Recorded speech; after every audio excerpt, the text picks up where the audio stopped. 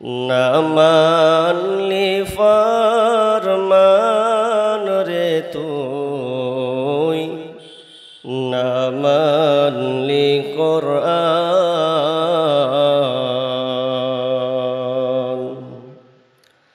কার প্রেমেতে ভুলে রইলি আল্লাহর ইনসান।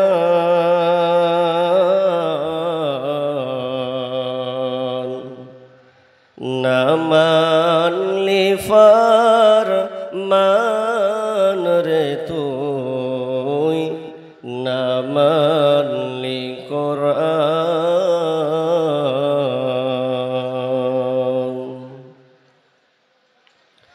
নাম নিশানা নাহি ছিল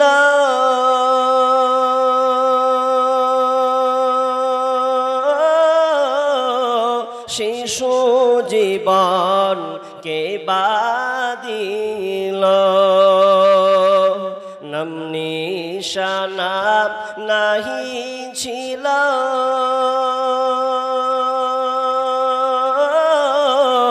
শিশু জীবন কে বাদিল।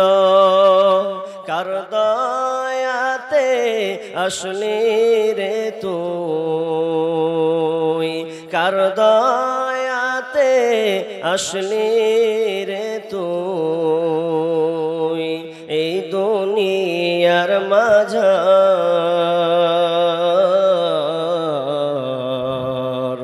না মানলি ফরমান রে তুই, না মানলি কোরআন। না মানলি ফরমান রে তুই, না মানলি কোরআন। চিন্তা করে দেখো না কবরে কি যাইবানা, যে কবরে আল্লাহ ছাড়া বন্ধু কেহ থাকবে না। চিন্তা করে দেখো না কবরে কি যাইবানা, যে কবরে আল্লাহ ছাড়া বন্ধু কেহ থাকবে না। চিন্তা করে দেখো না কবরে কি যাইবানা, চিন্তা করে দেখো না কবরে কি যাইবানা। এই দুনিয়া ছাড়িয়া যাইবে তুমি ভাগিয়া, এই দুনিয়া ছাড়িয়া কোথায় যাইবে ভাগিয়া। মালাকুল মউত ধরবে কোষে কোনো উপায় থাকবে না,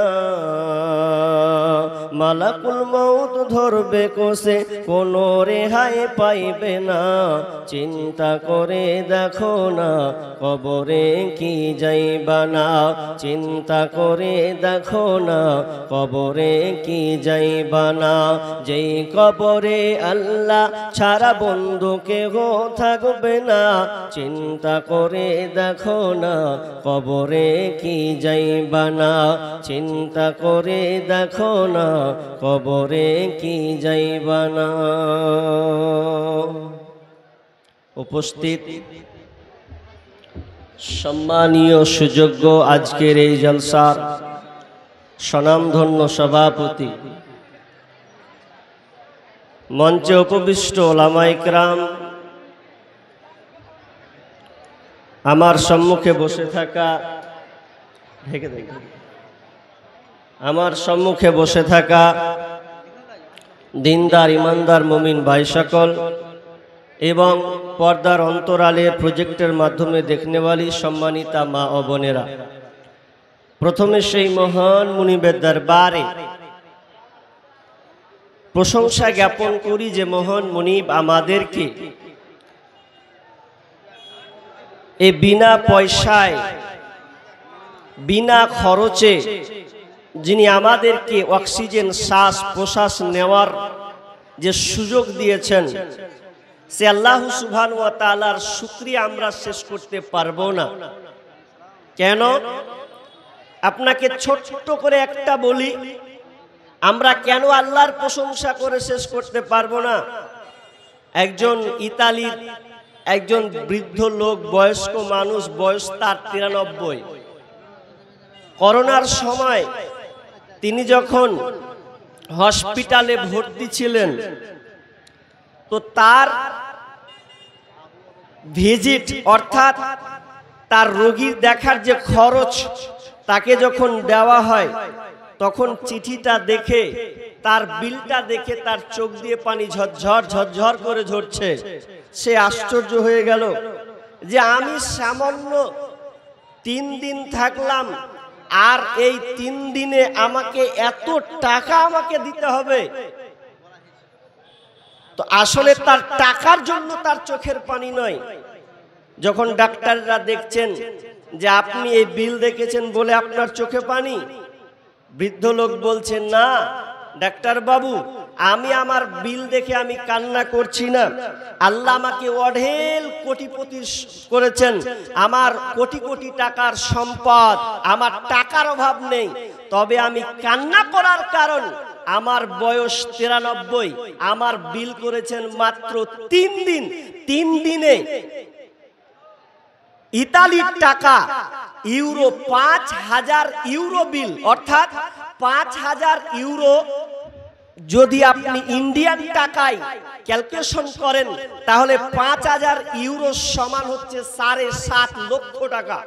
তাহলে 3 দিনে একদিনের বিল হচ্ছে 7.5 লক্ষ টাকা। তাহলে আমি যে 93 জিন্দেগি পার করলাম, আমি যে আল্লাহর আয়ু বাতাস, শ্বাস প্রশ্বাস নিচ্ছি, অক্সিজেন গ্রহণ করছি, তো আমি আল্লাহকে কি দিয়েছি? আমি তো একবারও সেই রবকে সন্তুষ্ট করতে পারি নাই। তিনি চোখ অশ্রু বিগলিত হয়ে কান্নায় রোল বইয়ে দিলেন। সম্মানিত হাজিরিন, সে আল্লাহ সুবহানাহু ওয়া তাআলার আমরা প্রশংসা করে শেষ করতে পারবো না, তার শুকরিয়া আদায় আমরা শেষ করতে পারবো না। এই জন্য একটা ছোট লফজের মাধ্যমে আমরা সকলে বলি আলহামদুলিল্লাহ। অতঃপর শান্তি বর্ষিত হোক সকল নবীদের উপর, বিশেষ করে আমাদের শেষ নবী জনাবে মুহাম্মদুর রাসূলুল্লাহ। সকলে বলুন সাল্লাল্লাহু আলাইহি ওয়াসাল্লাম। ভাই, বুঝতে পারছি আমার বক্তব্য শোনার জন্য আপনারা এখানে বসেননি, এজন্য ভেতরটা খালি কেলাও মেলাও করছে, কখন আসবে বে, ওকে দেখবো খানিকটা। এই পেচুইন সবার ঢুকে আছে, আর যদি চলে আসে তো বলবে কি ভ্যাত ভ্যাত করছে, ওকে একটু দে না, একটু শুনি। আপনাদের আশাটা নাকাব নয়, আপনি আসবে দেখে আবার চলে যাবেন। এই জন্য আমি বিহার কাঠিয়ারের মাটিতে বেশিরভাগ ডেট দিই না। কেন জানেন? বলবো রোগটা, পাপ্পু ইয়াদা নাম শুনেছেন? ওর কারণে আমি ডেট দিই না। যখনই স্টেজে উঠি তখনই ওকে নিয়ে এসে ভাকা ভাকা 8 ঘন্টা বসিয়ে দিলে আমার মতন লোককে কোনোদিন দাওয়াত দিতে হবে না। কমিয়ে দিয়েছি, এবার অনেক জোর করেছে, দিয়ে আবার কয়েকটা ডেট কাটিহার এবং কিষানগঞ্জের মাটিতে ডেট দেওয়া হয়েছে। এই ব্যবহারের কারণে আমি ডেট দিই নাই। আমার কথা হলো, একটা মানুষ আসবে আসুক, আমরাই বোকা গাধার দল। এত উচ্চার মুখ করার কি দরকার আছে? আর ভাই আসবে, বসেন, স্থির অবলম্বন করেন। আপনি এই জালসার ভারসাম্যটাকে আপনি বজায় রাখুন। কিন্তু না, আমরা হয়ে গেছি একটু অন্যরকম। কোথায় কে হয়েছে? আমি দেখেছি উনাকে, মতিউর রহমান, কি নাম ওনার? মতিউর রহমান। উনিকে দেখলাম সোশ্যাল মিডিয়াতে খুব ভাইরাল হয়েছে, দান করছে, ভালো কথা। আল্লাহকে আরো দান করার বেশি তৌফিক দান করুক, মানুষের সেবা করার তৌফিক দান করুক। কিন্তু ভেতরে ঈমান, ইয়াকিন, আল্লাহর প্রতি তার বিশ্বাস, এগুলো বাস্তবায়ন ভাই দেখাতে হবে, নচেত কোনো লাভ হবে না, 1 পয়সা লাভ হবে না। তবে দোয়া করব, দিনী সমাজের জন্য কল্যাণ করছেন, দান খয়রাত করছেন, তিনাকে আল্লাহ তাআলা দেওয়ার তৌফিক দান করুক এবং দিনের মধ্যে নিয়ে আসার, তিনি যেন 5 ওয়াক্ত সালাত আদায় করতে পারেন, এরকম তাকে তৌফিক দান করুন। বলুন আমিন। বেশি নড়াচড়া করিয়েন না, কিছু কথা বলতে দেন, আসবে, মন খুলে আপনারা দেখবেন, কোনো ডিস্টার্ব হবে না, দেখে আবার চলে যাবেন। আসল কথা কি জানেন? মানুষ মেন জায়গাতে ভুলতে, স্মরণ করতে ভুলে গেছে। আমি ভাবছিলাম যে লোক আসবে কি আসবে না, কিন্তু এটা আল্লাহর একদিক দিয়ে শুকরিয়া দেব।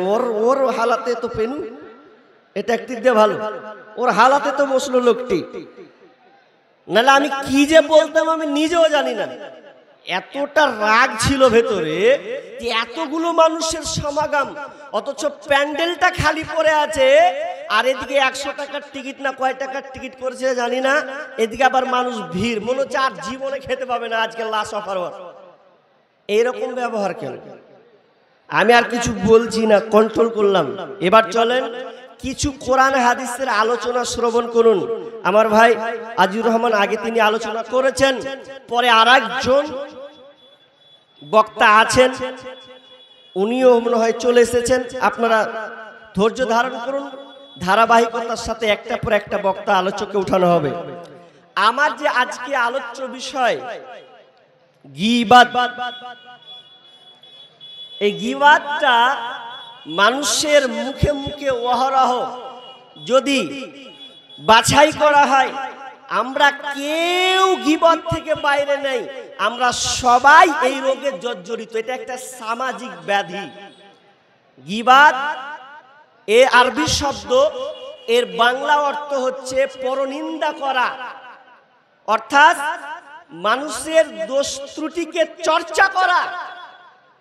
একটা লোক ভুল করেছে, এখন ওই ভুলটাকে আপনি সমালোচনার সঙ্গে জড়িয়ে দিলেন, তার এই গোপন পাপ বা হয়ে গেছে কোনো কর্মে, এটা নিয়ে আপনি এইখানে ওখানে ছড়িয়ে বেড়াচ্ছেন, রটনা করে বেড়াচ্ছেন, এর নামই হচ্ছে গীবাত।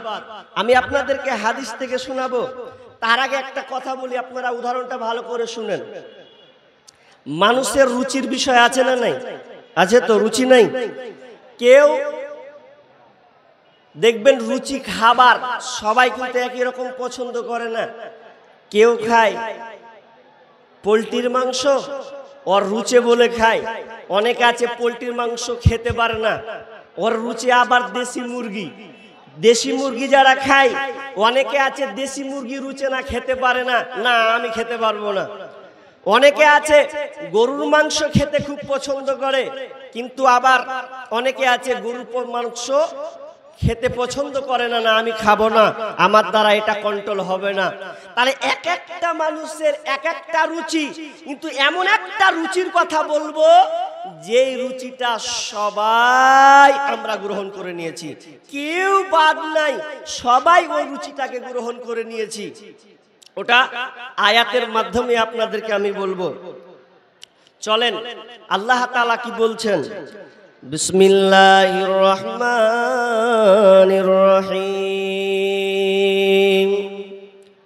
ইয়া আইয়ুহাল্লাযীনা আমানু ইসতানিবু কাসীরাম মিনাজ-যন্নি ইন্না বা'দাজ-যন্নি ইসমুন ওয়া লা তাজাসসু ওয়া লা ইয়াগতাব বা'দুকুম বা'যা আইয়ুহিব্বু আহাদুকুম আইয়াকুলা লাহমা আখিহি মাইতা ফাকারিহতুমুহু ওয়াত্তাকুল্লাহা ইন্নাল্লাহা তাওয়াবুর রহিম।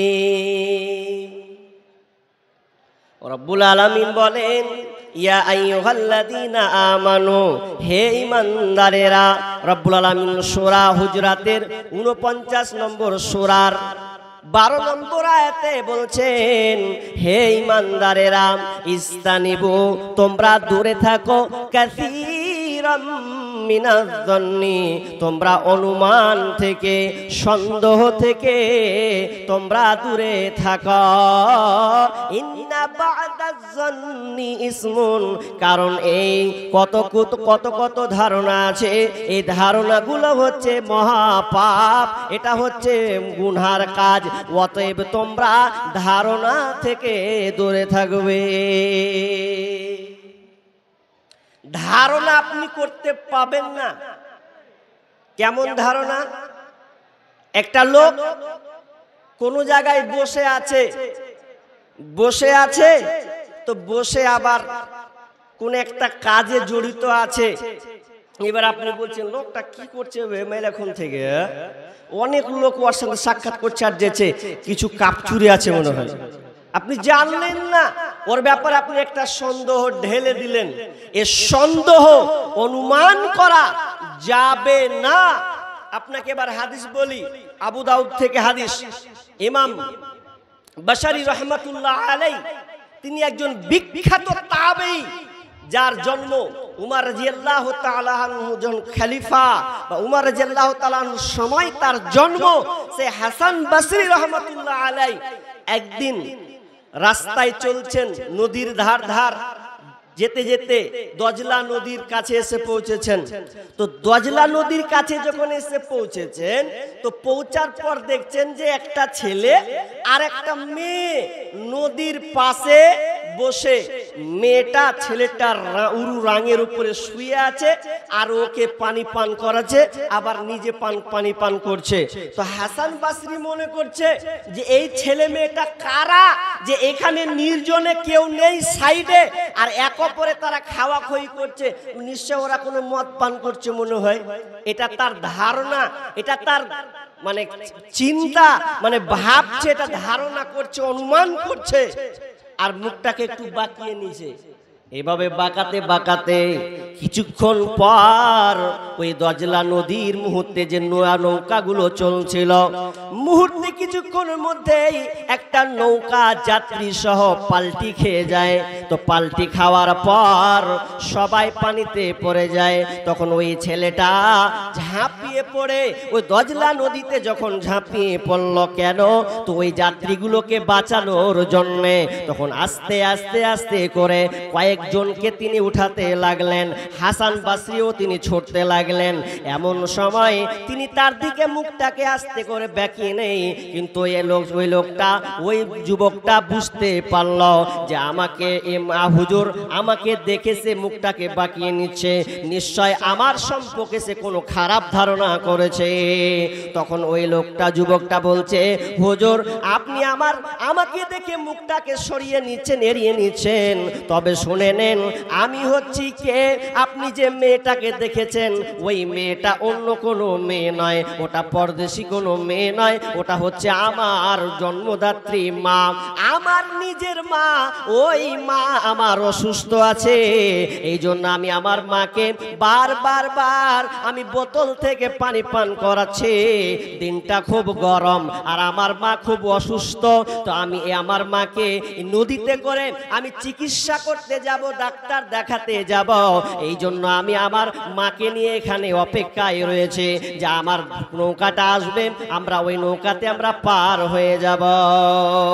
যখন এই কথা বললাম, হাসান বসরির চোখ দিয়ে ঝরঝর করে পানি ঝরতে লাগলো। আহারে, কেন আমি খারাপ মন ধারণা করতে গেলাম, কেন আমি অনুমান সন্দেহ করতে গেলাম, তাহলে তো আমি বড় একটা অন্যায় কাজ করে দিয়েছে। এই জন্য তার কাছে ক্ষমা চাইলেন, ভাই রে আমার ভুল হয়ে গেছে, এবং আল্লাহর কাছেও ক্ষমা চাইতে লাগলেন, আল্লাহ আমার ধারণাটা ভুল হয়ে গেছে, আল্লাহ তুমি আমাকে ক্ষমা করে দাও। আপনি যখন তখন অনুমান করবেন না, ধারণা করিয়েন না। একটা লোক মসজিদ ঝুঁকেছে নামাজ পড়তে, এশার নামাজ, ওই 2 রাকাত নামাজ পড়েছে, ও এখন বেতর পড়েনি, চলে গেছে। তো কিছু লোক হচ্ছে হ্যাঁ জয় দূর ফের বেতর পড়লে না, পালিয়ে গেল, কত দেখ দেখ নামাজ চোর দেখ। আপনি ধারণা করলেন নামাজ চোর, কিন্তু ওর নিয়ত আছে, আরে পড়ে না তাহাজ্জুদ, আজকেও নিয়ত করেছে, ওর কষ্ট আছে, আজকেও তাহাজ্জুদ পড়বে, এজন্য বেতর পড়লো না, ও বাড়ি চলে গেল। তা আপনি ধারণা খারাপ কেন করলেন? কেন আপনি খারাপ ধারণা করলেন? হতে পারে সে রাত্রে উঠে তাহাজ্জুদের সালাত পড়বে, এই জন্য ভেতরে নামাজ পড়েনি। অনেক লোক দেখবেন মুসাফির যখন সফর করে, একটা আলেম মানুষ মাথায় টুপি বসে আছে, খিদা লেগেছে, সফরে যাচ্ছে, আর রমজান মাস, রমজান মাস চলছে, আর ও কিন্তু খাবার খাচ্ছে। তো কিছু কয়েকটা লোক বলছে, দেখ মৌলভী সাহেব মাথায় টুপি দাড়ি ছেড়ে আছে, দেখ রোজার সময় খাইছে, দেখ আর বেআক্কেল হুঁশ কিছু আছে। তা আপনি কোন দৃষ্টিকোণ দেখলেন দিয়ে বললেন ওকে? ও তো একটা মুসাফির মানুষ, এক জায়গা থেকে আরেক প্রান্ত অন্য জায়গায় গিয়েছে। হতে পারে। আপনারা তো জানেন বা আমরা জানি সবাই যে মুসাফির যখন কোনো এক জায়গা থেকে আরেক জায়গা দূর পথ যখন অতিক্রম করবে তখন সে রোজা না রাখলেও চলবে, পরে সেটা কাজা করে নিবে, তার জন্য ছাড় আছে। ও খাচ্ছে, তা আপনি বলছেন দেখ না বড় বড় দাড়ি আর মাথায় টুপি আর খেয়েছে রোজার সময়তে, তাহলে আপনি খারাপ ধারণা করলেন। তাহলে এই ধারণা কারো প্রতি আপনি ধারণা করতে পাবেন না, এটা কখনো সময় ধারণার জন্যে, এই ধারণার জন্য আজকে সমাজটা ধ্বংস হয়ে যাচ্ছে, ভাই ভাইয়ের সম্পর্ক থাকে না। আমাদের গ্রামের একটা নগদ গল্প, নগদ কথা, খালি একটু বুঝানোর জন্য বলছি। একটা বাপ প্রথম স্ত্রী মারা গেছে, দ্বিতীয় স্ত্রী বিবাহ করেছে। কিছু বলবেন? বলেন। আসসালামু আলাইকুম। যিনারা ভলেন্টিয়ারের দায়িত্বে রয়েছেন, আপনারা যেখানে থাকুন না কেন খাওয়ার প্যান্ডেলে চলে আসুন। আবারও বলছি, বারবার এগুলো কথা বলতে খুব খারাপ লাগে। একটা মানে দিনী মাহফিল হাদিস কোরআনের কথা আলোচনা চলছে, জালসা, এটাই মানে বেশি সমস্যা। বারবার খাওয়ার খাওয়ার খাওয়ার, রাত 12টা পর্যন্ত খাওয়ারে খালি মানে ওই অ্যানাউন্স করতে করতে টাইম শেষ। আবারও বলছি, যিনারা ভলেন্টিয়ারের দায়িত্বে রয়েছেন, আপনারা যিনারা ভলেন্টিয়ারের দায়িত্বে রয়েছেন, আপনারা যেখানে থাকুন না কেন আপনারা খাওয়ার প্যান্ডেলে চলে আসুন। আবারও বলছি, যিনারা ভলেন্টিয়ারের দায়িত্বে রয়েছেন, আপনারা যেখানে থাকুন না কেন খাওয়ার প্যান্ডেলে চলে আসুন। খুব সমস্যা। শামীম আক্তার, তুমি যেখানে থাকো না কেন স্টেজে চলে এসো। শামীম আক্তার, তুমি যেখানে থাকো না কেন স্টেজে চলে এসো। আসসালামু আলাইকুম। কি বলছিলাম গো? বায়ান কাটবে, যখন এদিকে ঘোচা মারবে হবে সব কাটবে, এই জন্য অনেক বক্তা কন্ট্রোল করতে পারে না, পালা এখান থেকে ছেড়ে। ছোট মানুষ তো কিছু বলতে পারি না। কি বলছিলাম যে একটা গ্রামে একটা লোক বিয়ে করেছে, বিয়ে করে প্রথম স্ত্রী মারা গেছে, দ্বিতীয় আর একটা মেয়ে বিয়ে করেছে। প্রথম পক্ষের অনেক ছেলে পেয়ে 5-6টা ছেলে মেয়ে আছে, আবার দ্বিতীয় পক্ষে 2-3টা ছেলে হয়ে গেল। আচ্ছা হলো, এবার কেউ আকে বলে দিয়েছে ওর 3 বেটিকে, হারে তোর মায়ের জমি রে, ওই ছেলেগুলাকে লিখে দিয়েছে, আগে বেরেন গেছে ঘুরে। একটা অনুমান করে একটা ঝেড়ে দিল একদিকে, তখন এরা বলছে ব্যাপার তো খারাপ, এদের ব্রেন এমন ঘুরলো যে বাপকে পর্যন্ত ঘৃণা করতে লাগলো, যে আমার বাপ এগুলা কাজ করবে, মায়ের জমি আমরা ভাগ নিব, 3 বোন আমরা ভাগ নিব, তো অন্য আর দ্বিতীয় ভাই কাঠ ভাইয়েরাকে দিবে, এটা আবার কোনো কথা না, হবে না। এরা আপনার পরলোকের কথা শুনে ধারণা করলো আর বাপকে ফোন করলো না, কিছু নয়। 3 বোন মেরে চ বাপের কাজ, 3 জন গিয়ে বাপের কাছে গিয়ে বলছে, আব্বা আপনি এরকম কাজ করছেন, মানে এটা কি করেছি? বলছে জমি লিখে দিয়ে দিছো তোমরা ওই দ্বিতীয় পক্ষের গালাকে, আর মায়ের জমি আমরা পাই না, মানে তখন করছে করে আমি তো কিছু জানি না।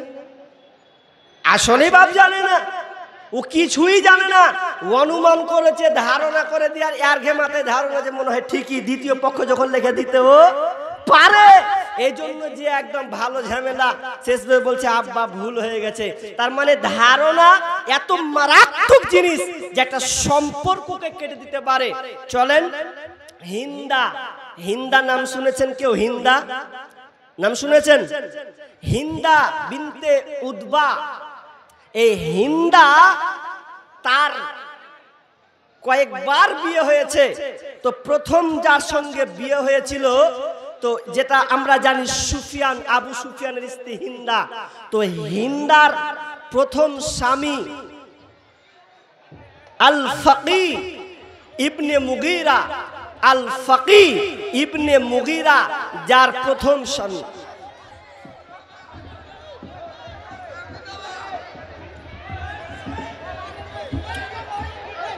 বলছি ওরা কিছু বলাবেন, বলান দে ভাগান, বলিয়ে দেন না তো, লোক এত চেঁচামেচি দিয়ে দেন, আগে দিয়ে দেন, দিয়ে দেন।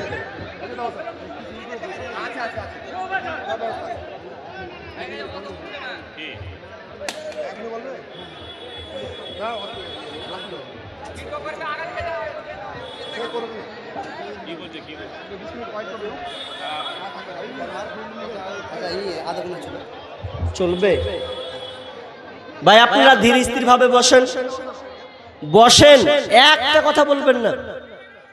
উনি হাজির হয়ে গেছেন, এবার দেখতে থাকুন, আলোচনা শুনুন, কোনো ডিস্টার্ব করবেন না, কোনো ডিস্টার্ব নয়, চুপচাপ করেন, একটা কথা বলবেন না, আমার বায়েন 12টা বাজবে, একদম সাইলেন্ট হয়ে যান। কি বলছিলাম? নাম হচ্ছে হিন্দা, হিন্দা বিনতে উতবা। সেই হিন্দা যে সময় তিনি ইসলাম গ্রহণ করেননি, ইসলাম গ্রহণ করেননি, তখন তার প্রথম স্বামী ছিলেন যার নাম হচ্ছে আল ফাকি ইবনে মুগিরা।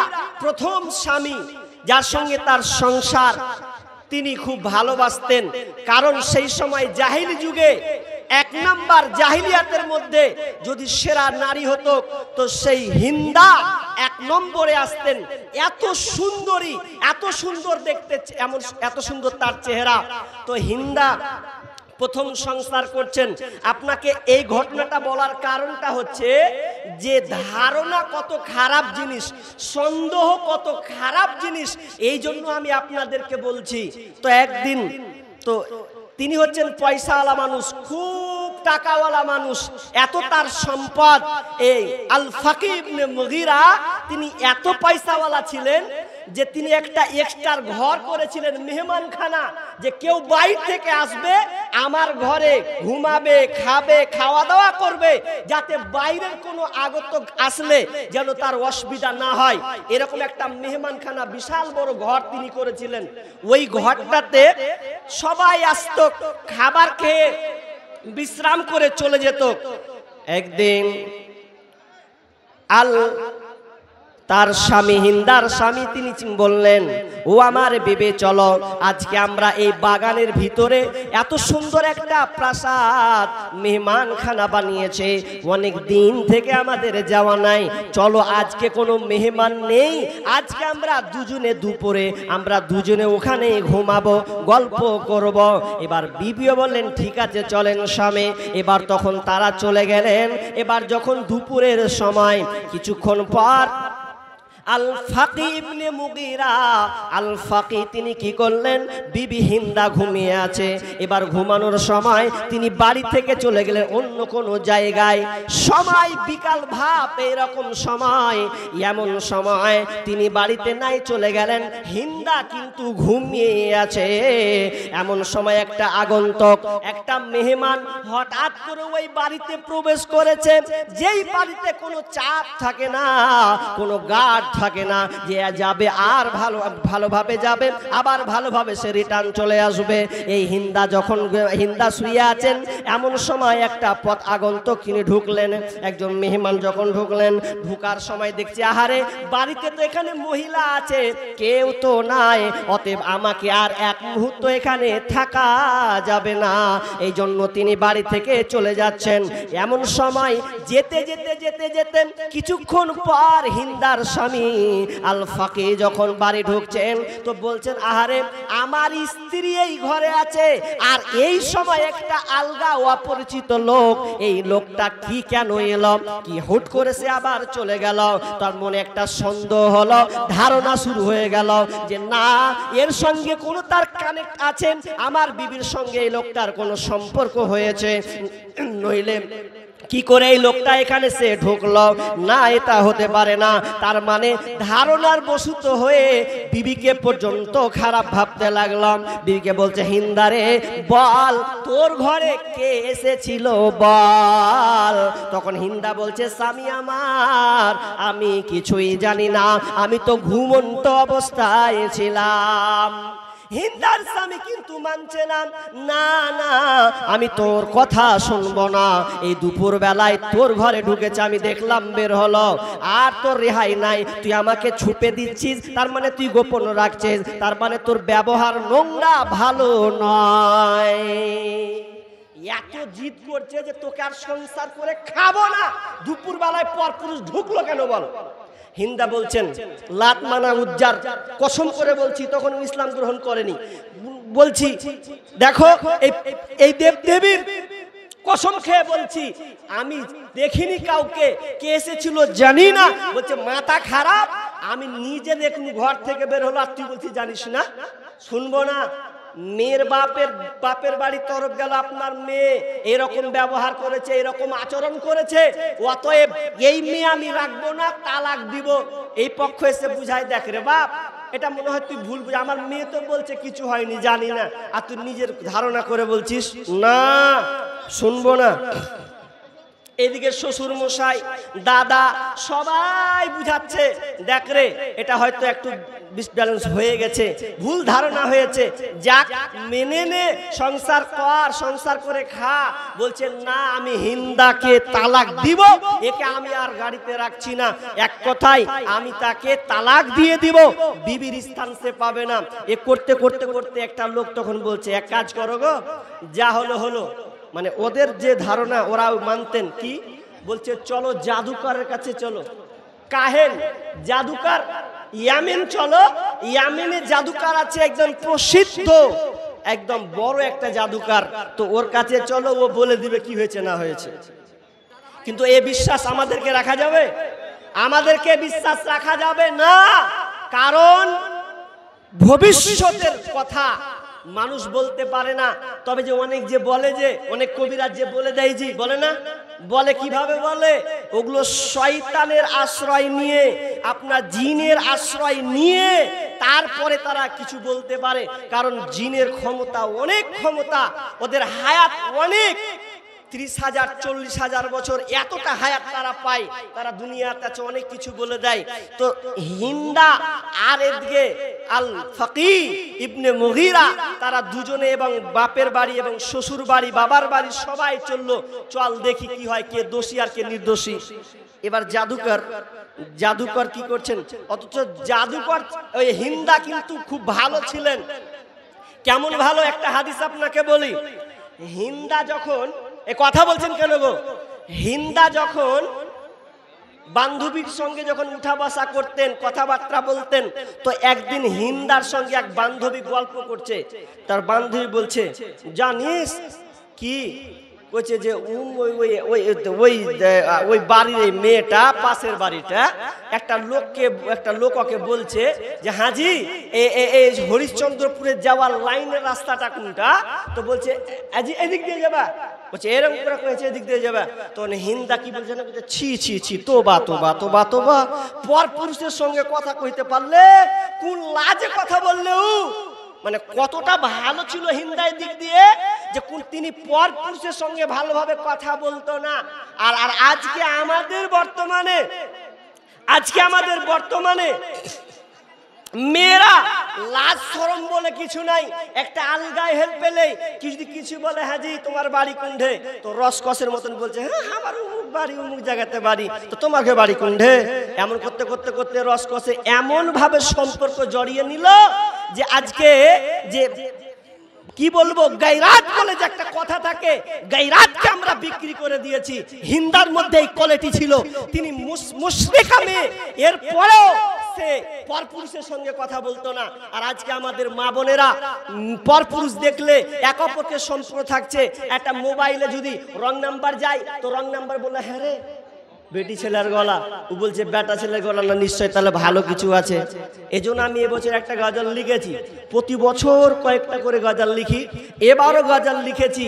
তো কি হচ্ছে, মোবাইলটা এমন ভাবে সম্পর্ক জড়িয়ে গেছে যে আর ইজ্জত বলে কোনো কথা থাকে না।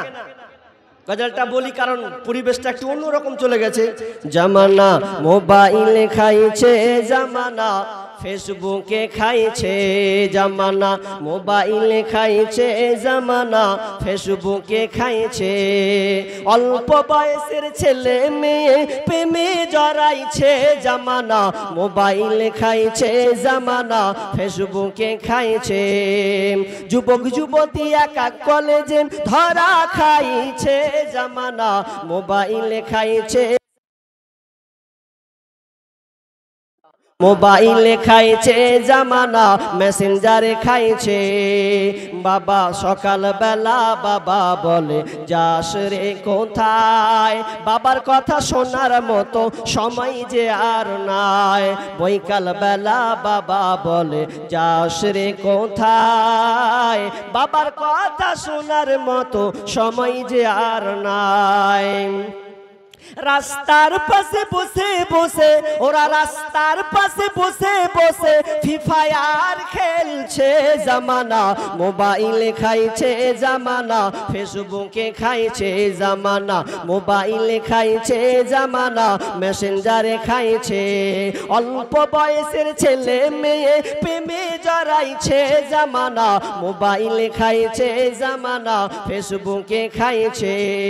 বিবাহিতা মেয়ে যখন ফেসবুকে ঢোকে, হ্যান্ডসাম ছেলে দেখে সে তো প্রেমে পড়ে। বিবাহিতা মেয়ে যখন ফেসবুকে ঢোকে, হ্যান্ডসাম মেয়ে ছেলে দেখে সে তো প্রেমে পড়ে। আরে স্বামী সন্তান সব ছাড়িয়া, স্বামী সন্তান সব ছাড়িয়া নতুন প্রেমিককে চাইছে জামানা, মোবাইলে খাইছে জামানা, ফেসবুকে খাইছে। অল্প বয়সের ছেলে মেয়ে প্রেমে জড়াইছে জামানা, মোবাইলে খাইছে জামানা, ফেসবুকে খাইছে। রাতের বেলা একা একা ঘুম যে আসে না, মেসেঞ্জারে না পাইলে বন্ধু ভালো লাগে না।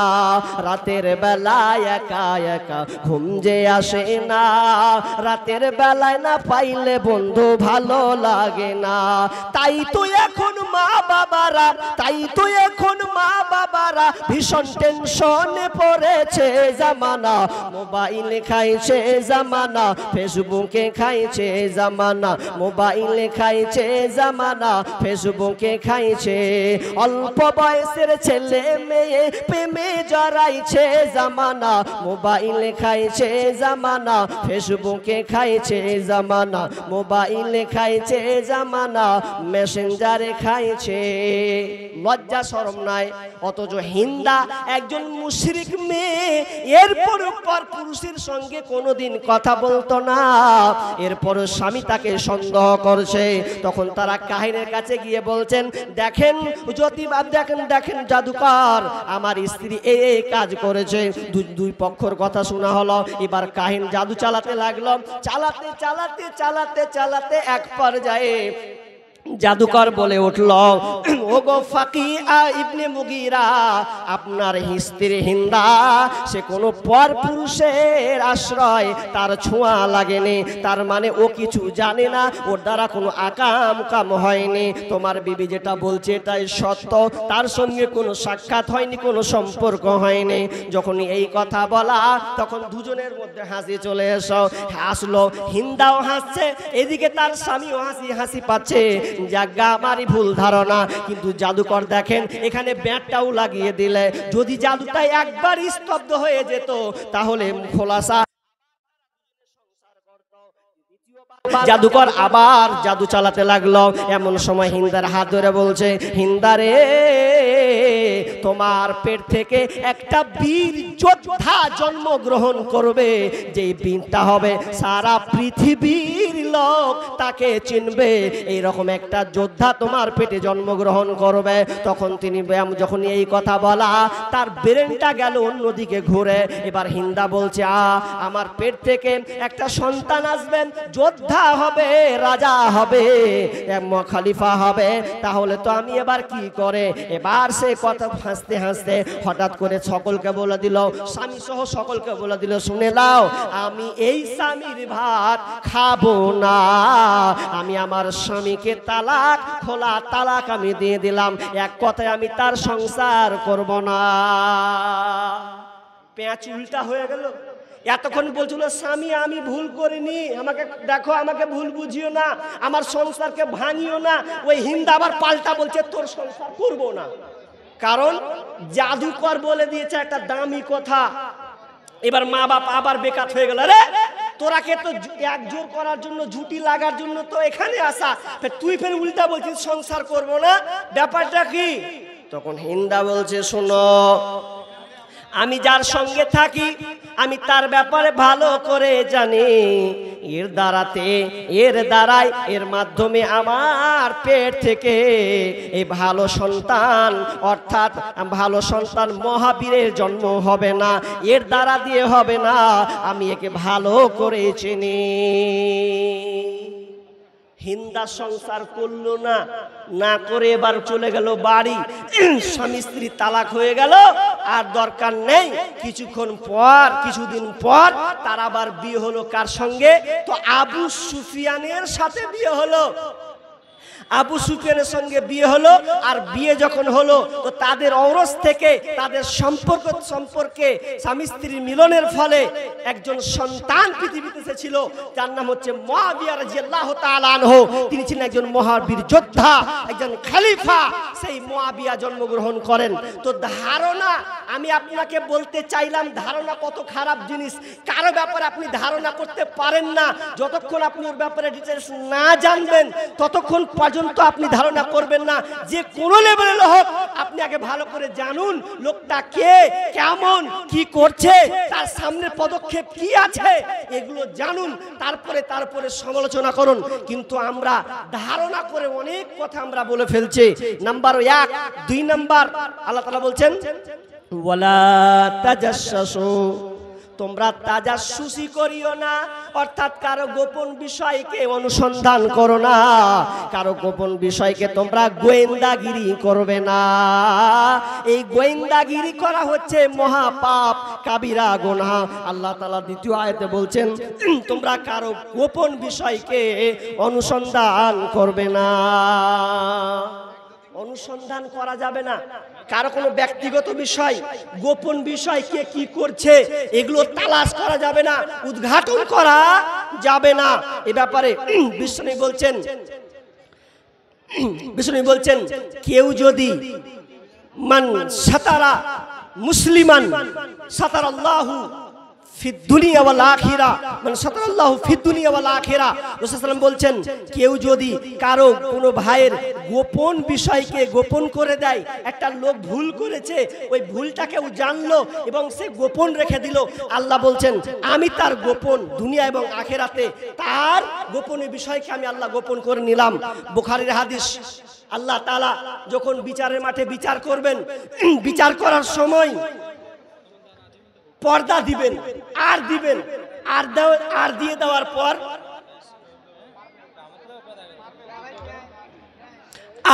দেওয়ার পর আল্লাহ বলবে এই তুমি এই পাপটা করেছিলে, দেখো তোমার পাপ, এখানে তোমার পাপ লেখা আছে, তুমি যে কোন কোন জায়গায় পাপ করেছো এই পাপটা লেখা আছে, আমি কিন্তু পাবলিক শো করিনি, আমি পর্দা আর দিয়ে দিয়েছি, এবার তুমি দেখো বান্দা তোমার পাপ তুমি এগুলো করেছো কিনা।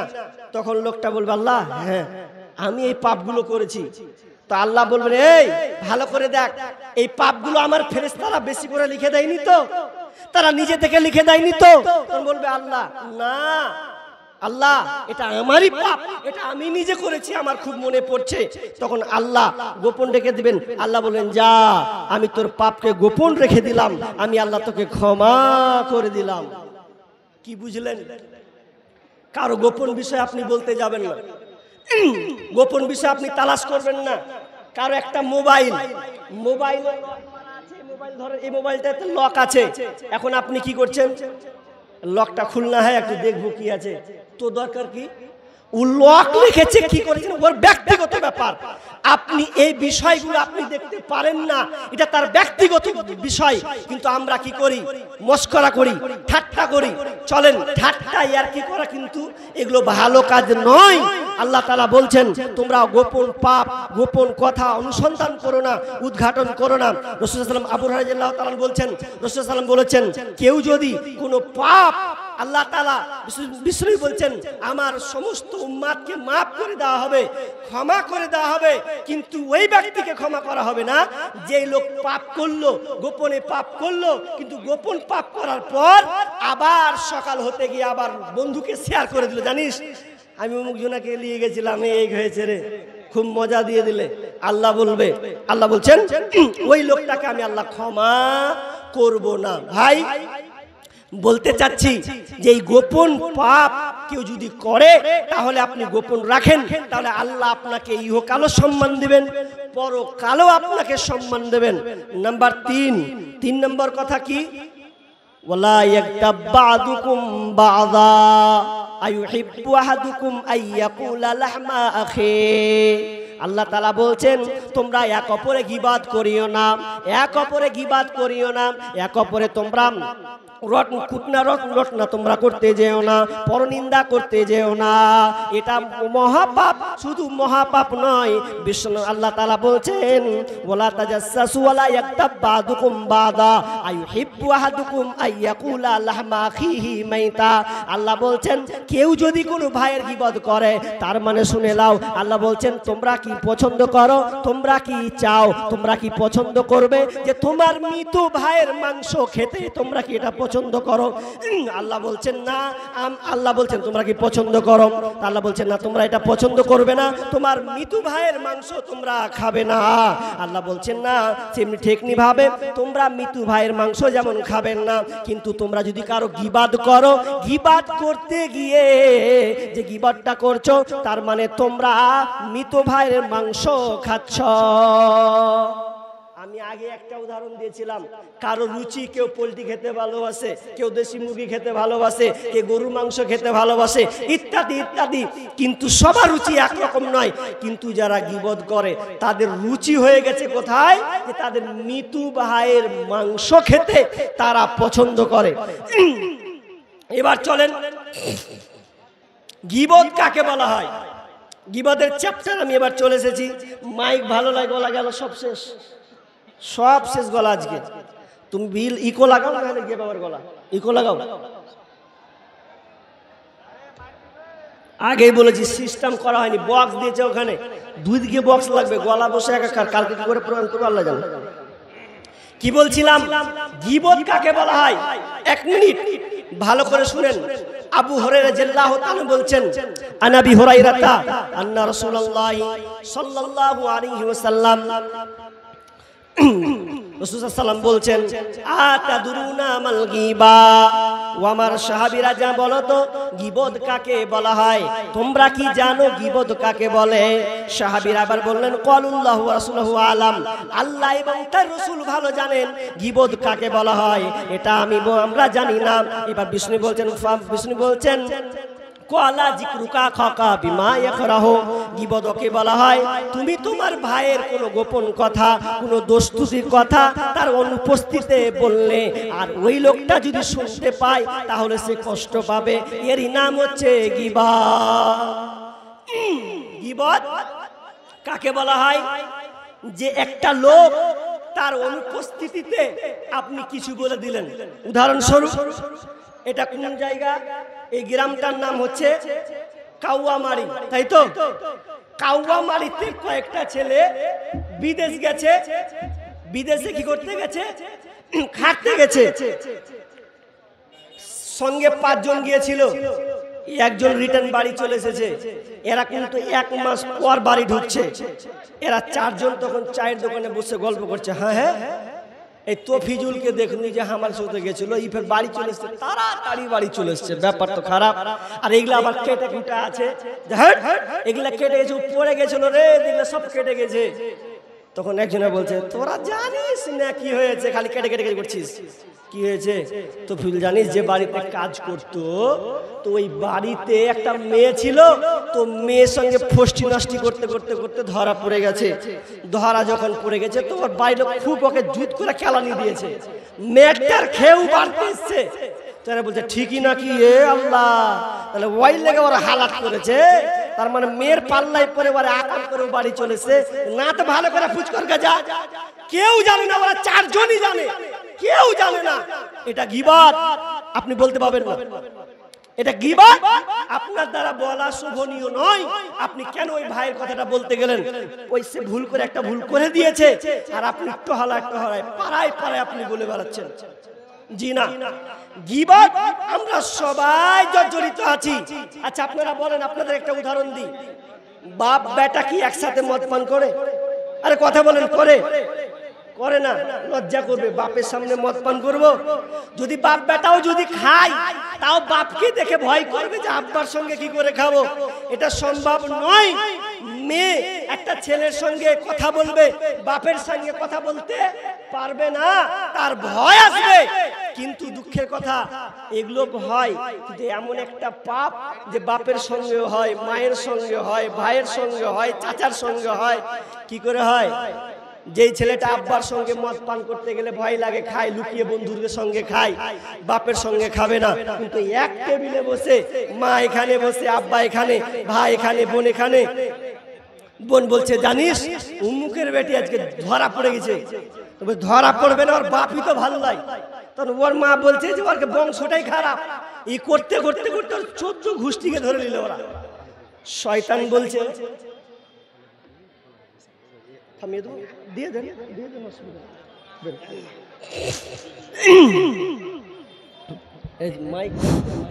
আসসালামু আলাইকুম রহমতুল্লাহি ওয়া বারাকাতুহু।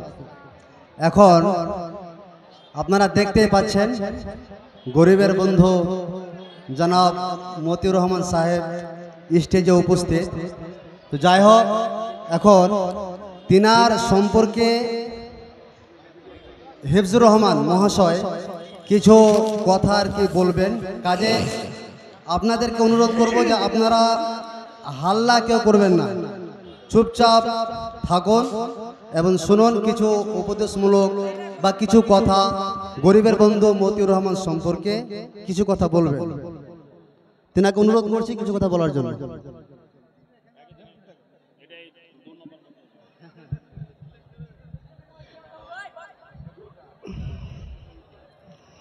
আসসালামু আলাইকুম। এটা একটা জালসা মেহফিল। এখানে আমাদের ইমাম সাহেবরা আছেন, মাওলানা সাহেবরা আছেন। ওনারা আমাদেরকে কোরআন হাদিসের বিষয়ে বলবেন, আমরা শুনবো এবং সেটা মেনে চলবো, এটা আমাদের কর্তব্য। তথাপি এই জলসা একটা মুখ্য উদ্দেশ্য আছে, সেটা হচ্ছে যে আপনাদের কাওয়ামারির যে জুমা মসজিদ এর উন্নতি কল্পে, যেটা আমরা সচরাচর দেখে থাকি, সেই সূত্রানুসারে আজকে আপনারা গরিবের বন্ধু মতিউর রহমান সাহেবকে ডেকেছিলেন। উনি আপনাদের এখানে এসেছেন, আপনাদের কিছু অর্থ সাহায্য করবেন ইনশাআল্লাহ। তাহলে যখন মাইকটা হাতে ধরেছি তখন দু একটা কথা বলবো, যদি আপনাদের অনুমতি হয়। তার সঙ্গে মাওলানা সাহেব আছেন, আরো মাওলানা সাহেবরা আছেন।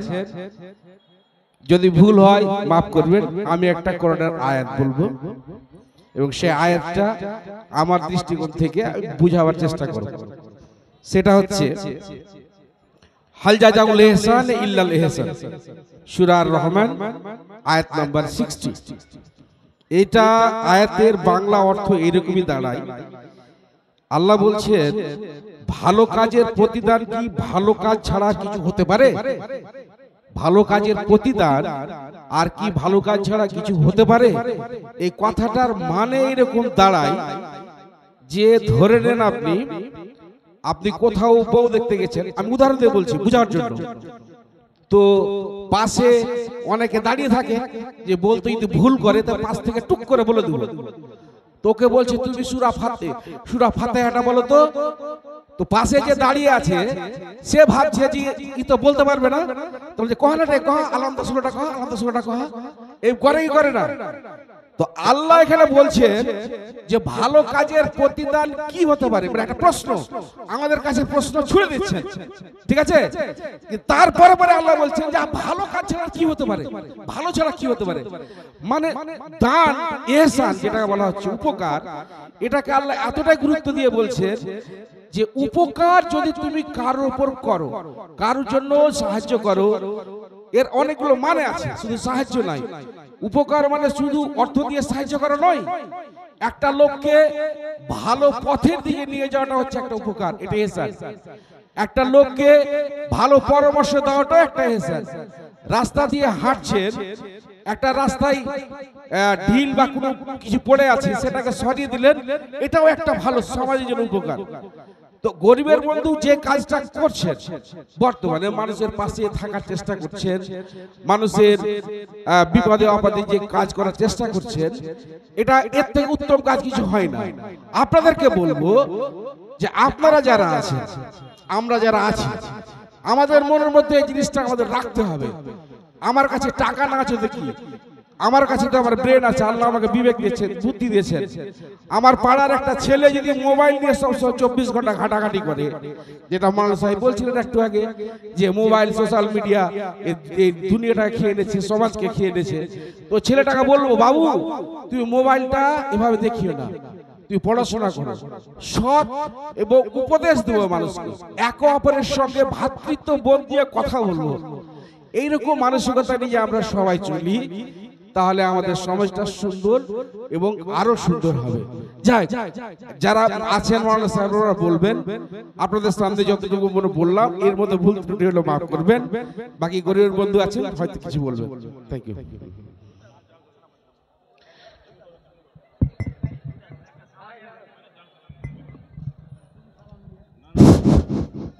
আসসালামু আলাইকুম। আমাদের সমাজসেবী মতিউর দা আমাদের হরিশ্চন্দ্রপুরের গর্ব এবং গরিবের বন্ধু, উনি আমাদের এখানে এসে আমরা গর্ববোধ করছি উনাকে পেয়ে। উনি 10 কুইন্টাল রড দান করলেন। আমি মুলি সাহেবকে বলবো উনার বাবা মায়ের জন্য দোয়া করে দিবেন ওর সামনে। উনি যে দানটা করেছে, আমরা এই কমিটি গ্রামের লোক আপ্লুত এবং গর্বিত। কেন কি ফার্স্ট আমাদের এই মসজিদে এতটা দান মোদিদা ফার্স্ট আমাদের এখানে করেছে। 5,000, 10,000, 15,000 এরকম করেছে। তো 10 কুইন্টাল রডের দাম আপনার হচ্ছে মিনিমাম 60-70 হাজার টাকা। তো এর থেকে আর কি চাই আমরা? এতে আমরা ধন্যবাদ মতিউদ্দাকে। উনি যেন আল্লাহ ওকে ভালোভাবে সুস্থ রাখে এবং গরিবের এভাবে সেবা করে যাক আর সমাজের কল্যাণ করে যাক, এটা আমরা চাই। আমরাও দোয়া করব সকল। তাই বলে আমরা বক্তব্য শেষ করব।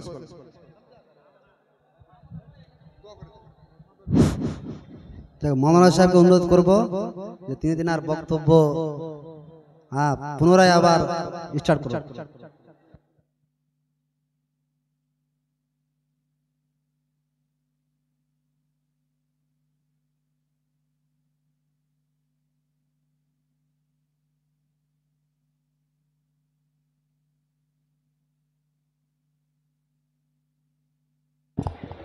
আপনারা শুনলেন তিনি এই মসজিদে কত 10 কুইন্টাল রড তিনি মসজিদের জন্য দান করলেন। তো উনি দোয়া চেয়েছেন আব্বা মায়ের জন্য। রব্বানা যালামনা আনফুসানা ওয়া ইল্লাম তাগফির লানা ওয়া তারহামনা লানাকুনান্না মিনাল খাসিরিন। রব্বানা আতিনা ফিদ দুনিয়া হাসানাহ ওয়া ফিল আখিরাতি হাসানাহ ওয়া কিনা আযাবান নার। রব্বুল আলামিন, আল্লাহ আজকে এই দিনই আলোচনা মসজিদের উন্নতি কল্পে জালসা, রব্বুল আলামিন এই মসজিদের জন্য আয়োজন এবং কোরআন হাদিসের আলোচনা শোনার জন্য মানুষ অনেক এখানে বসেছেন এবং পাশাপাশি একজন সম্মানীয় অতিথি তিনি এসেছেন। আল্লাহ শুনলাম তিনি এই এলাকার এই হরিচন্দ্রপুরে এখন স্বনামধন্য একজন যোগ্যতম একটা মানুষ। আল্লাহ তিনি মসজিদের জন্য 10 কুইন্টাল রড তিনি দান করেছেন। আল্লাহ তুমি তার দানকে আল্লাহ তুমি কবুল করে নাও। শুনলাম মা বাবার জন্য দিয়েছেন, আল্লাহ তুমি তার বাবা মাকে তুমি ক্ষমা করে দাও। আল্লাহ ছেলে সন্তানকে আল্লাহ তুমি সহি সালামতে রাখিও। শুনলাম তিনি একজন গরিবের বন্ধু মানে সমাজসেবী হিসাবে কাজ করেন। আল্লাহ তুমি তার হাতের যশকে আল্লাহ তুমি বাড়িয়ে দাও, আল্লাহ তার হায়াতকে বাড়িয়ে দাও। আল্লাহ যতদিন থাকবে আল্লাহ তুমি তার কল্যাণ এভাব হইয়ে দিও। আল্লাহ যেন সমাজের কাজ তিনি ভালোভাবে করতে পারেন আল্লাহ, এবং আল্লাহ তুমি তাকে ঈমান হালাতে বাঁচিয়ে রাখিও। রব্বুল আলামিন এই এলাকাবাসীকে আল্লাহ তুমি সুখ শান্তিতে রাখিও। আল্লাহ তার এবং তাদের কর্মকর্তা যা আছেন তাদেরকে আল্লাহ তুমি সহি সালামতে রাখিও। রব্বানা তাকাব্বাল মিন্না ইন্নাকা আনতাস সামিউল আলিম। আমিন সুম্মা আমিন। যাই হোক, আমি যে আলোচনা করছিলাম, এবার আমি ধারাবাহিক আলোচনা করছি প্রায় 9:40, অর্থাৎ আরেকজন দিয়েছেন 500 টাকা। আল্লাহুম্মা সাল্লি আলাই, আল্লাহুম্মা বারিক আলাই। আল্লাহ তুমি দানকে আল্লাহ তুমি কবুল করে নাও। ভাই এবার যাকজি ভাগবেন, গেলেই ভাগবেন, কিন্তু মূল উদ্দেশ্য হচ্ছে আমি বয়ানকে আর লম্বা করব না, কারণ এটা মসজিদের উন্নতি কল্পে জালসা। আমি আলোচনাটাকে লম্বা করছি না, আমি আলোচনা লম্বা করছি না। আপনারা জানেন, অবগত আছেন, এই মসজিদের উন্নতি কল্পে জালসা, এই মসজিদের জন্য আপনারা আপনাদের জান দিয়ে, আপনাদের প্রাণ দিয়ে, আপনাদের শ্রম দিয়ে, বুদ্ধি দিয়ে এই মসজিদটাকে আপনারা উঁচু পর্যায়ে নিয়ে যাবেন। অনেক কাজ বাকি থাকলে সেটা আপনাদের এই দান দিয়ে হবে। অতএব আপনারা কেউ আল্লাহ করবেন না। আল্লাহর রাস্তায় আমি আপনাদেরকে বলছি, ভাই যারা এখান গ্রামের যারা মানগণ্য মানুষ আছেন, যারা দানশীল ব্যক্তি আছেন, তাদেরকে বলবো আপনারা হাতকে প্রশস্ত করুন, এই মসজিদের জন্য আপনারা দেন। আমি মুসাফির মানুষ, আমি আপনাদের জন্য দোয়া করব, কারণ আল্লাহ তাআলা বলছেন, ইয়া আইয়ুহাল্লাযীনা আমানু আনফিকু মিন তাইয়্যিবাত মা কাসাবতুম ওয়া মিম্মা আখরাজনা লাকুম মিনাল আরদ। রব্বুল আলামিন বলছেন, আমি যে তোমাদেরকে জমিনকে উৎপন্ন করেছে, এই জমিনতে তোমাকে চাষাবাদ করতে দিয়েছি, এই জমিন থেকে তোমরা চাষাবাদ করো, উৎপন্ন করো, এই উৎপন্ন থেকে তোমরা আমার রাস্তায় উৎকৃষ্টতা দান করো।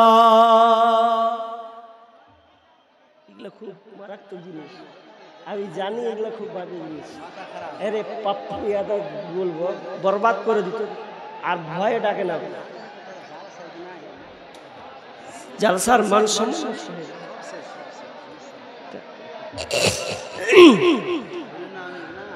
ভাই আপনারা বসেন, আলোচনা করিনি, আলোচনা শেষ হয়নি ভাই। তবে আমার বায়ান মানে মস্তিষ্কটা অন্যদিকে চলে গেল, ওই জন্য বায়ানটাকে গোছাতে পারলাম না। তো বলছি ভাই আপনারা বসুন, কিছু কথা বলবো, আপনারা দান দিতে থাকুন। ভাই বলেন কে আছেন আল্লাহর রাস্তে, আল্লাহর রাস্তে বলেন এই মসজিদের জন্য দিবেন, কারণ আল্লাহ তাআলা বলছেন, ওয়াল্লাযীনা ইয়াকনিজুনাদ যাহাবা ওয়াল ফিজ্জাতা ওয়ালা ইউনফিকুনা ফি সাবিলিল্লাহি ফাবাশশিরহুম বিআযাবিন আলীম। রব্বুল আলামিন বলছেন, যারা টাকা পয়সা সোনা চাঁদিকে জমা করে রাখে, আল্লাহ রাস্তায় দান করে না, তাদেরকে আযাবের সুসংবাদ শুনিয়ে দাও। ভাইরা আমার, আল্লাহ তাআলা আপনাকে ধন সম্পদ দিয়েছে, অর্থ সম্পদ দিয়েছে, আপনি আল্লাহ রাস্তায় যদি না দেন তো আপনাকে সুসংবাদ দিল, আযাবের সুসংবাদ। ভাইরা আমার, আজকে আপনি দুনিয়াতে আছেন, এই দুনিয়ায় আপনি সন্তানের জন্য অনেক কিছু আপনি করছেন, অনেক কিছু আপনি করেছেন, সন্তানের জন্য গাড়ি বাড়ি টাকা পয়সা বেলেন, কিন্তু যখন আপনি মরে যাবেন, আল্লাহ বিষ্ণু বলছেন, ইজা মাইয়াতুন সালাসা ফায়ারজিউ ইসনানি ওয়া ইয়াবকা মা'উ ওয়াহিদ। বিষ্ণু বলছেন, মানুষ যখন মারা যায় তার সঙ্গে তিনটা জিনিসই যায়, আর তিনটা জিনিস যায়, তবে শুনে নাও, তিনটা জিনিস যায়, কিন্তু দুই ফায়ারজিউ ইসনানি ওয়া ইয়াবকা মা'উ ওয়াহিদ, কিন্তু তার সঙ্গে দুইটা জিনিস ফিরে আসে, একটা জিনিস তার সঙ্গে থেকে যায়, আহলু ওয়া মালুহু ওয়া আমালুহু। তিনটার মধ্যে ফায়ারজি ওয়া আহলুহু ওয়া আমালুহু, মানুষকে যখন কবরস্থানে নিয়ে যায় তিনটা জিনিস যায়, ফায়ারজি আহলুহু ওয়া মালুহু, তার সঙ্গে আহল এবং পরিবার ব্যাক চলে আসে, ওয়া ইয়াবকা আমালুহু, তার আমলটা তার সঙ্গে থেকে যায়, কিচ্ছু থাকে না, সব তাকে ছেড়ে চলে যেতে হবে। দুঃখের কথা, একজন বাপ ছেলেদের জন্য কষ্ট করেছে, মেহনত করেছে, এমনকি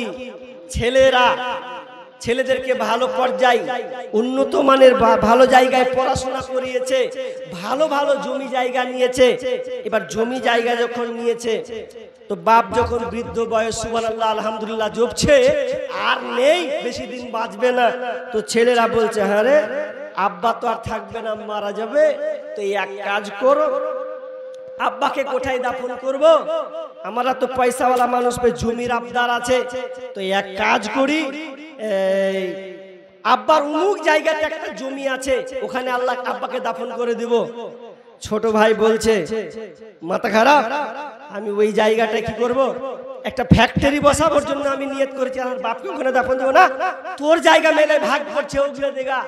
বাপ কিন্তু কানে শুনছে যা আমি মারা যাব তো আমার দাফনটা কোথা হবে, বেটারা কেউ নিতে চাই না। বেটারা বলছে এগুলো সব দামি দামি জায়গা, আব্বার দাফন এখানে হবে না, যেখানে মন সেখানে দেখ এখানে করবি না করবি। বাপ চুকরে টুকরে কাঁদছে, যাদের জন্য এত কিছু শরম করলাম, আর আমার মরার যে লাশটা আমার দাফন হবে কোন জায়গা হবে বেটারা দিতে চাইছে না। দেখেন এটাই বাস্তব। আপনি সন্তান ছেলে মেয়ের জন্য এত কিছু পরিশ্রম করছেন, কিন্তু পরিশ্রম করার পরও আপনার সন্তানের আপনাকে ভালো চোখে দেখছে না, কিন্তু সেদিন আপনি আফসোস করবেন।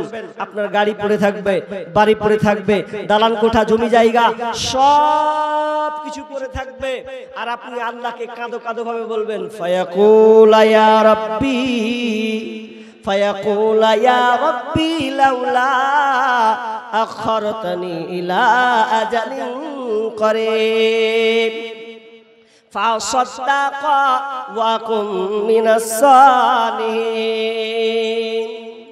এই আয়াতটা এত ভয়ঙ্কর একটি আয়াত। সূরা মুনাফিকুনের শেষ রুকুর দিকে আপনি চলে যাবেন। এই আয়াতটা কত ভয়ঙ্কর বন্ধুরে, যদি আপনি তরজমাটা পড়েন তাহলে আপনার ব্রেন ব্রেনে আপনার ধাক্কা দেবে। কেমন ধাক্কা? আপনি 1 লাখ টাকার মালিক, 2 লাখ টাকার মালিক, 5 বিঘার মালিক, 5 কাঠার আপনি মালিক।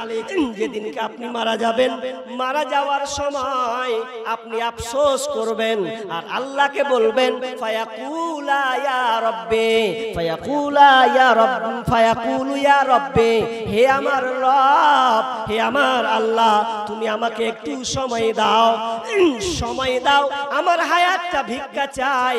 কেন হায়াতটা ভিক্ষা চাইবে জানেন? জমি জায়গার জন্য নয়, বেটি বিয়ে দিবে এই জন্য নয়, এক জমি জায়গা ধান কার শেষ হবে এর জন্য নয়। আল্লাহকে বলবেন ফাসাদাকা ওয়া কুম মিনাস সালিহিন। আল্লাহ তাআলাকে বলবেন আল্লাহ আমি আপনার বেটি মেয়ে মুখ দেখতে চাই না, ফাসাদাকা ওয়া কুম মিনাস সালিহিন, আমি সাদকা করতে চাই, আমি ভালো লোকের অন্তর্ভুক্ত হতে চাই। আল্লাহ বলবেন ওয়ালা ইয়াখিরাল্লাহু নাফসান ইদা জাআ আজালুহা, আল্লাহ বলবেন কোশ্চিন কালেও নয় আর তোমাকে সময় দেওয়া হবে না। দুনিয়াতে অনেক সময় নিয়েছো, ছেলে মেয়েদের জন্য গাড়ি বাড়ি করেছো, নিজের জন্য কিছু করতে পারলেন না, সে নিজের জন্য সেদিন কাঁদবে, আল্লাহ আমি কি করলাম, আল্লাহ একটু আমাকে সময় দাও, একটু আমার হায়াত দাও, আমি দুনিয়াতে ভালো কাজ করব, নেকি করব, আমি দান করব। প্রথম কথা, দানের কথা কেন বলবেন জানেন? মুফাসসিররা বলছেন এই আয়াতে যে দানের কথা এই জন্য বলা হবে যে দান খুব শর্টকাট জিনিস। কেমন? আপনি এখানে বসে আছেন, আপনার পকেটে 100 টাকা আছে, আপনার মন বলছে আহারে দিক 10 টাকা দিয়ে দেখি, মসজিদের জন্য 50 টাকা দিই, 100 টাকা আছে, 1 মিনিটও লাগবে না, হুট করে আপনি দিয়ে দিবেন। পারবেন কি পারবেন না? পারবেন। কিন্তু যদি আপনি নামাজ পড়েন কয় মিনিট লাগবে ভাই? মিনিমাম 4-5 মিনিট লাগবে কি লাগবে না? লাগবে। এই জন্য মুফাসসিরুন বলছেন যখন লোকটা মারা যাবে তো মরার সময় নামাজের কথা বলবে না, হজের কথা বলবে না, রোজার কথা বলবে না, আর অন্য আমলের কথা বলবে না, বলবে তো দানের কথাই বলবে যে আল্লাহ আমাকে একটু খালি দান করার সুযোগটা দাও, এটা আমি আপনার কাছে চাইছি আল্লাহ। আল্লাহ বলছেন খালাস, আর নয়, খুব সময় দিয়েছি, আমি জানি আল্লাহ তুমি দুনিয়ায় কি করবে, আর তোমাকে সময় দেওয়া হবে না। ভাই অতএব যারা বসে আছেন তো বলবো, আমার গলা যেহেতু ভাঙতেও লেগেছে, এই জন্য আমি আপনাদেরকে বলবো যে মসজিদের জন্য যে জালসা আমি জানি কালেকশন খুব একটা ভালো হয়নি, এই জন্য আল্লাহর হস্তে যারা বসে আছেন, যারা নিয়ত করেছেন বাড়ি থেকে যে কিছু না হলেও দিব, আল্লাহর বান্দা বলেন আমি তাদের জন্য দোয়া করব। আপনি জয় টাকাই দেন, আপনার যতটুকু সামর্থ্য আছে। ভাই আপনি মাসে একটা মোবাইল রিচার্জ করেন, মোবাইল রিচার্জ করতে গেলে 300 টাকা 350 টাকা রিচার্জ করতে হয়, তো আপনি অন্তত যারা অন্তত খেটে খাওয়া মানুষ পারেন না, তাদেরকে অন্তত বলবো আপনি একটা রিচার্জের পয়সাও একটা আপনি দিয়ে যান, 300 টাকা, 350, 500, কেউ 5000, 10,000, যারা দাতা আছেন দিতে পারবেন, আল্লাহর রাস্তে বলুন ভাই আসেন, বলেন সিমেন্ট গুলো লিখাতে পারেন যে আমি সিমেন্ট দিব 2 বস্তা 1 বস্তা। দেখেন এই দানটাই আপনার থেকে যাবে। মনে রাখবেন আপনি মরে যাবেন, ইজা মাতাল ইনসানু ইনকাতা আনহু আমালুহু ইল্লা মিন সালাসা। রাসূলুল্লাহ বলছেন মানুষ যখন মরে যায় সমস্ত আমল বন্ধ হয়ে যায়, কিন্তু 3টা আমল জারি থাকে। 3টা আমল এটা কোনোদিন বিলুপ্ত হবে না। তার মধ্যে একটা হচ্ছে সাদকায়ে জারিয়া। সাদকা আপনি নিজের হাতে দান করে যান, দেখেন দুনিয়াতে সব করে যাবে। আপনি যেমন উলঙ্গ হয়ে এসেছিলেন, আল্লাহ আপনাকে দিয়েছেন ধন সম্পদ টাকা পয়সা, আপনি যখন আবার মারা যাবেন, কবরে যখন আপনাকে কবরস্থ করা হবে, দাফন করা হবে, আপনার সাদা কাফন ছাড়া কিছুই থাকবে না। যেই মোবাইলটা নিয়ে আপনি দিনমান ব্যস্ত থাকেন, সেই মোবাইল আপনার হাতে যাবে না। যে হাত ঘড়ি নিয়ে আপনি ব্যস্ত থাকেন, এই হাত ঘড়িও আপনার কাছ থেকে ছিনিয়ে নেওয়া হবে, কিছুই থাকবে না। অতএব দানটাই আপনার সঙ্গে থাকবে, দানটাই আপনার বন্ধু হয়ে দাঁড়াবে। অতএব আল্লাহর রাস্তে যারা বসে আছেন, যারা শুনছেন, আল্লাহর রাস্তে বলেন আমি 500 টাকা, আমি 1000 টাকা আমি আল্লাহর রাস্তে দিয়ে গেলাম। হতে পারে আপনার এটাই শেষ দান। বলেন ভাই কে আছে বলেন। জি, আরে না আছে আপনি বলুন যে আমার কাছে নেই।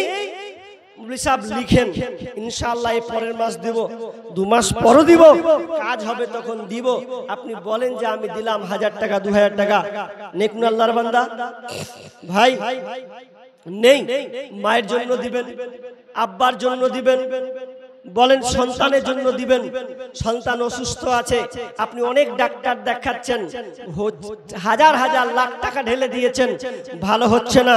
আপনি বিশ্বাস করুন অনেক টাকা আপনি খরচ করেছেন, আপনি আজকে অন্তত সে নিয়াত করে বলুন যে আমি টাকা অনেক হয়েছে, আমি আল্লাহর রাস্তায় আমার সন্তানের জন্য কিছু দিলাম। বলেন ভাই কে আছেন। জি, আল্লাহর রাস্তায় বলেন কেউ আছেন 5000 টাকা দেনেওয়ালা নেই? বলেন। আরেকজন বাপজি দিয়েছেন 200 টাকা। আল্লাহুম্মা সাল্লি আলাইহি আল্লাহুম্মা বারিক লা হায়াকাল্লাহ বারাকাল্লাহ। আল্লাহ তুমি আচ্ছা মেয়েদের প্যান্ডেলে গেল। আমার মা বোনেরা আপনাদের কাছে 25 কিলো বাপজি 25 কিলো ধান কে লিখছেন গো? কেউ লিখেন, কেউ লিখতে জানেন না? 25 কিলো ধান। আচ্ছা এই বাপজি এই বাম হাতের দিকে একটু অসুবিধা, এজন্য তিনি সাদকা দান করেছেন এই মসজিদের জন্য 25 কিলো ধান। রব্বানা যালামনা আনফুসানা ওয়া ইল্লাম তাগফির লানা ওয়া তারহামনা লানাকুনান্না মিনাল খাসিরিন। রব্বুল আলামিন একজন বাপজি এসে 25 কিলো ধান দিয়েছেন। আল্লাহ দুয়ার আরজি চেয়েছেন, আল্লাহ তিনি তার বাম হাতের দিকে, আল্লাহ তিনি তার কষ্ট পাচ্ছেন, আল্লাহ অনেক ব্যথা। রব্বুল আলামিন বড় ডাক্তার, বড় সার্জন, আল্লাহ তুমি তার ওকে তুমি ভালো করে দাও। আজিবিল বাস রব্বান নাস ওয়াসফান্তা সাফিলা সিফা ইল্লা সিফাউকা সিফা লা ইগাদু সাকামা আমিন সুম্মা আমিন। আরেকজন বাপজি দিয়েছেন 300 টাকা, যে উদ্দেশ্যে দিয়ে আশা পূর্ণ করে দাও, বালা মুসিবত দূর করে দাও, রোজগারে বরকত দাও, আমিন সুম্মা আমিন। তুই প্রাণ ভরে কার প্রভুর রাহে মুক্ত হস্তে দান, তুই প্রাণ ভরে কার প্রভুর রাহে মুক্ত হস্তে দান। এই দান হবে তোর রক্ষা কবচ, এই দান হবে তোর রক্ষা কবচ, পাইবে পরিত্রাণ। প্রাণ ভরে কর প্রভুর রাহে মুক্ত হস্তে দান, প্রাণ ভরে কর প্রভুর রাহে মুক্ত হস্তে দান। এই দান হবে তোর রক্ষা কবচ, এই দান হবে তোর রক্ষা কবচ, পাইবি রে নাজাত। প্রাণ ভরে কর প্রভুর রাহে মুক্ত ওয়াস্তে দান। আরেকজন ছোট বোন এসে 250 টাকা দিয়েছেন। আরেকজন বাপজি দিয়েছেন 1 2 3 4 500 টাকা আছে মনে হয়, 400 টাকা আছেন। আল্লাহুম্মা সাল্লি আলাইহি আল্লাহুম্মা বারিক আলা হায়াকাল্লাহ বারাকাল্লাহ। আল্লাহ একে একে দান করছেন, কেউ 200 400 500 250 টাকা দান করছেন।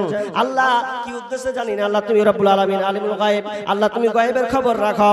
আল্লাহ যে উদ্দেশ্যে দিয়ে আশা পূর্ণ করে দাও, বালা মুসিবত দূর করে দাও, রোজগারে বরকত দাও, ধান খেতে বরকত দাও, ব্যবসা বাণিজ্যে উন্নতি দাও। আল্লাহ যতদিন থাকবে আল্লাহ তুমি তাদেরকে সহি সালামতে রাখিও, আমিন সুম্মা আমিন।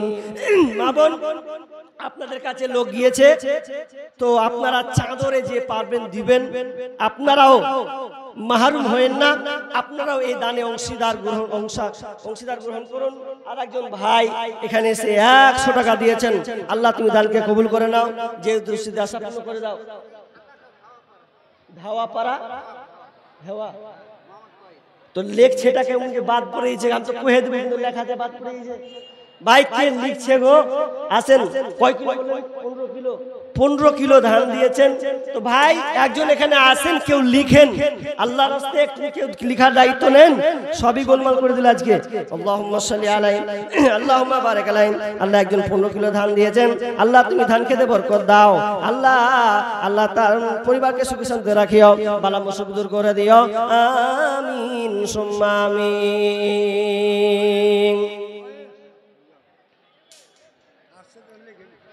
যেতে হবে খালি হাতে, যেতে হবে খালি হাতে, সঙ্গে কিছুই যাবে না, 3.5 হাত জায়গা পাবে, পাবে না রে ঠিকানা, 3.5 হাত জায়গা পাবে, পাবে না রে ঠিকানা। ভাই আসেন, ভাই যারা বসে আছেন দেন, আমি চাপ করব না আজকে, যে যা পারবেন, কেউ বাদ যাবেন না। 100 200 500 আল্লাহর রাস্তে দেন ভাই, আল্লাহর রাস্তে আসুন। মা বোন, আপনাদের কাছে প্যান্ডেল লোক পাঠানো হয়েছে, আপনারা ওই মসজিদের জন্য, মায়ের জন্য, বাবার জন্য, স্বামীর জন্য, সন্তানের জন্য আপনারা দিতে থাকুন। ইনশাআল্লাহ আমরা দোয়া দিতেই থাকবো। ভাই আগিয়ে আসুন, আল্লাহর রাস্তে জি আগিয়ে আসুন। দেখেন দান এমন একটা জিনিস, দান করলে বিষ্ণু বলছেন কেউ যদি দান করে আল্লাহ তাআলা তার কবরের আযাবকে ক্ষমা করে দেন। দানের অনেক পাওয়ার আছে।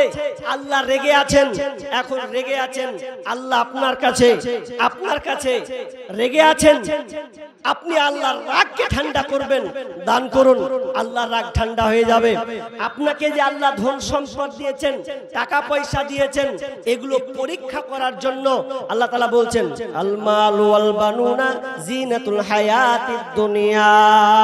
আল্লাহ বলছেন আমি তোমাকে ধন সম্পদ, ছেলে সন্তান দিয়েছি, এটা পরীক্ষা করার জন্য।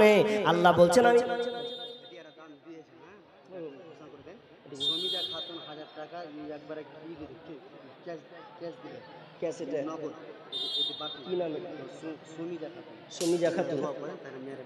আচ্ছা ঠিক ঠিক ঠিক।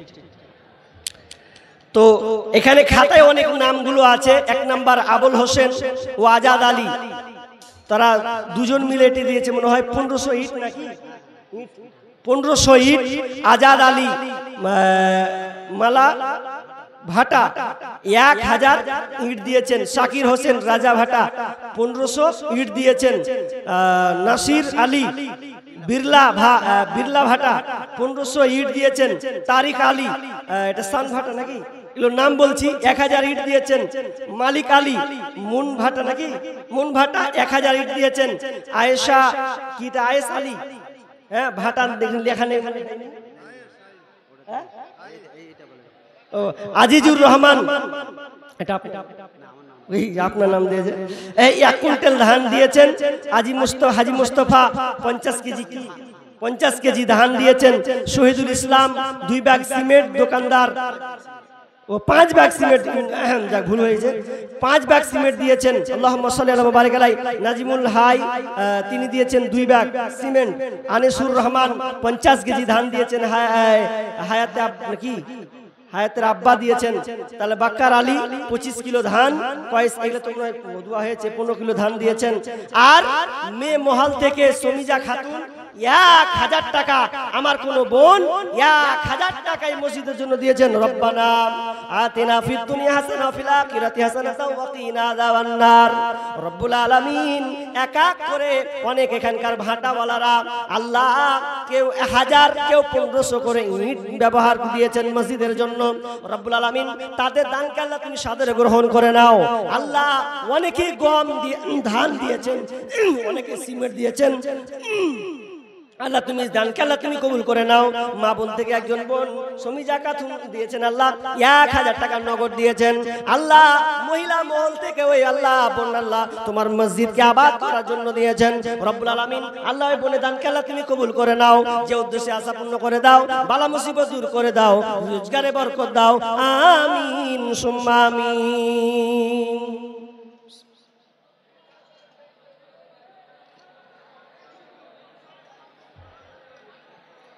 মা বোন আপনারা আগে আসুন। একটা বোনকে দেখলাম 1000 টাকা দিয়েছেন। অনেকের স্বামী নাই, স্বামী মারা গিয়েছে, বলুন কে আছেন স্বামীর জন্য 1000 টাকা কিংবা 500 টাকা দিবেন। দেখেন আব্বা মা দুনিয়া ছেড়ে চলে গেছেন, যারা আপনার পানে চেয়ে আছে কখন আমার সন্তানেরা এই উন্নতি কল্পের জালসার এই মাহফিলে দান করবে।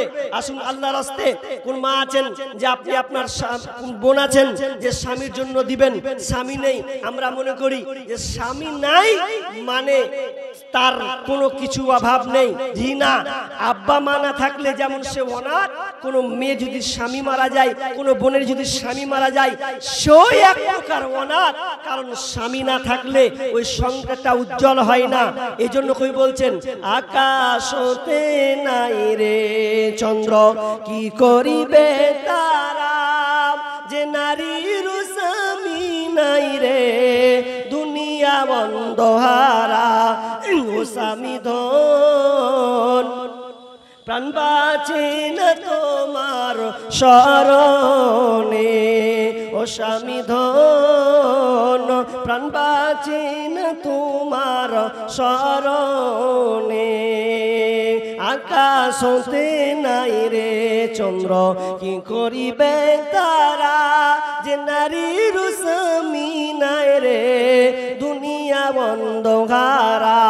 ও স্বামী ধন প্রাণ বাঁচে না তোমার শরণে, ও স্বামী ধন প্রাণ বাঁচে না তোমার শরণে। আসেন দান করুন, দান খুব মহামূল্য জিনিস। আমরা কতই বা দান করে, দান দিতে আমাদের উদাসীনতা বেরিয়ে আসে, কিন্তু ডাক্তারখানা গেলে টাকাকে আমরা টাকা মনে করি না, 1000 লাখ টাকা দিতে আমরা দ্বিধাবোধ করি না। আরেকজন দিয়েছেন 500 টাকা, আল্লাহুম্মা সাল্লি আলাইহি আল্লাহুম্মা বারিক লাহা বারাকাল্লাহ। আল্লাহ তুমি দানকে আল্লাহ তুমি কবুল করে নাও, যে উদ্দেশ্য আশা পূর্ণ করে দাও, বালা মুসিবত দূর করে দাও, আমিন সুম্মা আমিন। সাহাবীদের মধ্যে একজন খলিফা ছিলেন, যার নাম হচ্ছে উসমান গনি। গনি মানে পয়সাওয়ালা, বড় লোক, কোটিপতি গনি। তিনি অনেক আল্লাহ তাকে ধন সম্পদ,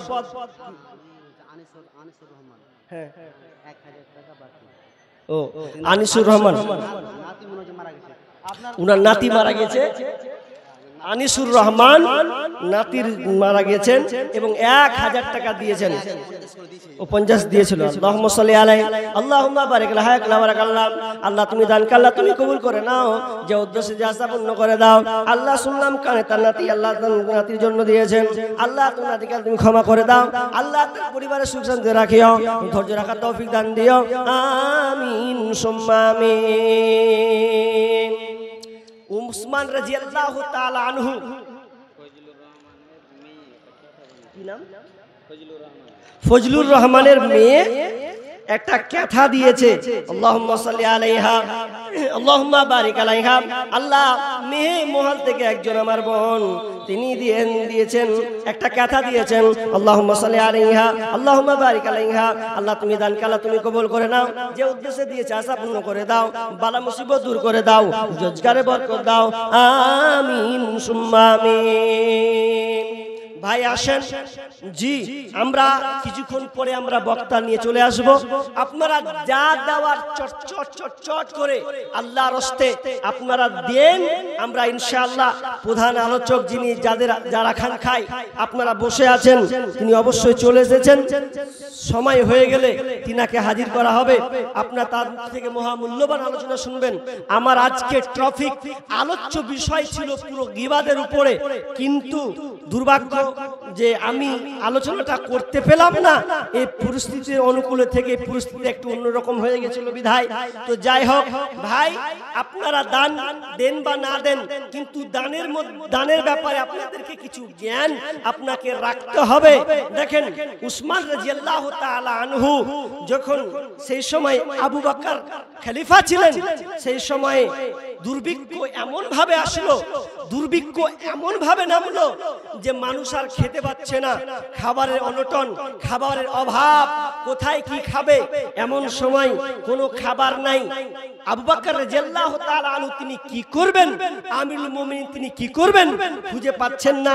এমন সময় বিদেশ থেকে মাল মদিনার মধ্যে আসছে, প্রায় গম, উটের পিঠে গম, প্রায় 1000 মণ গম উটের উপরে আসছেন, নিয়ে আসছেন, মদিনার দিকে ঢুকছেন, তিনি মার্কেটে ঢুকাবেন, বিক্রি করবেন।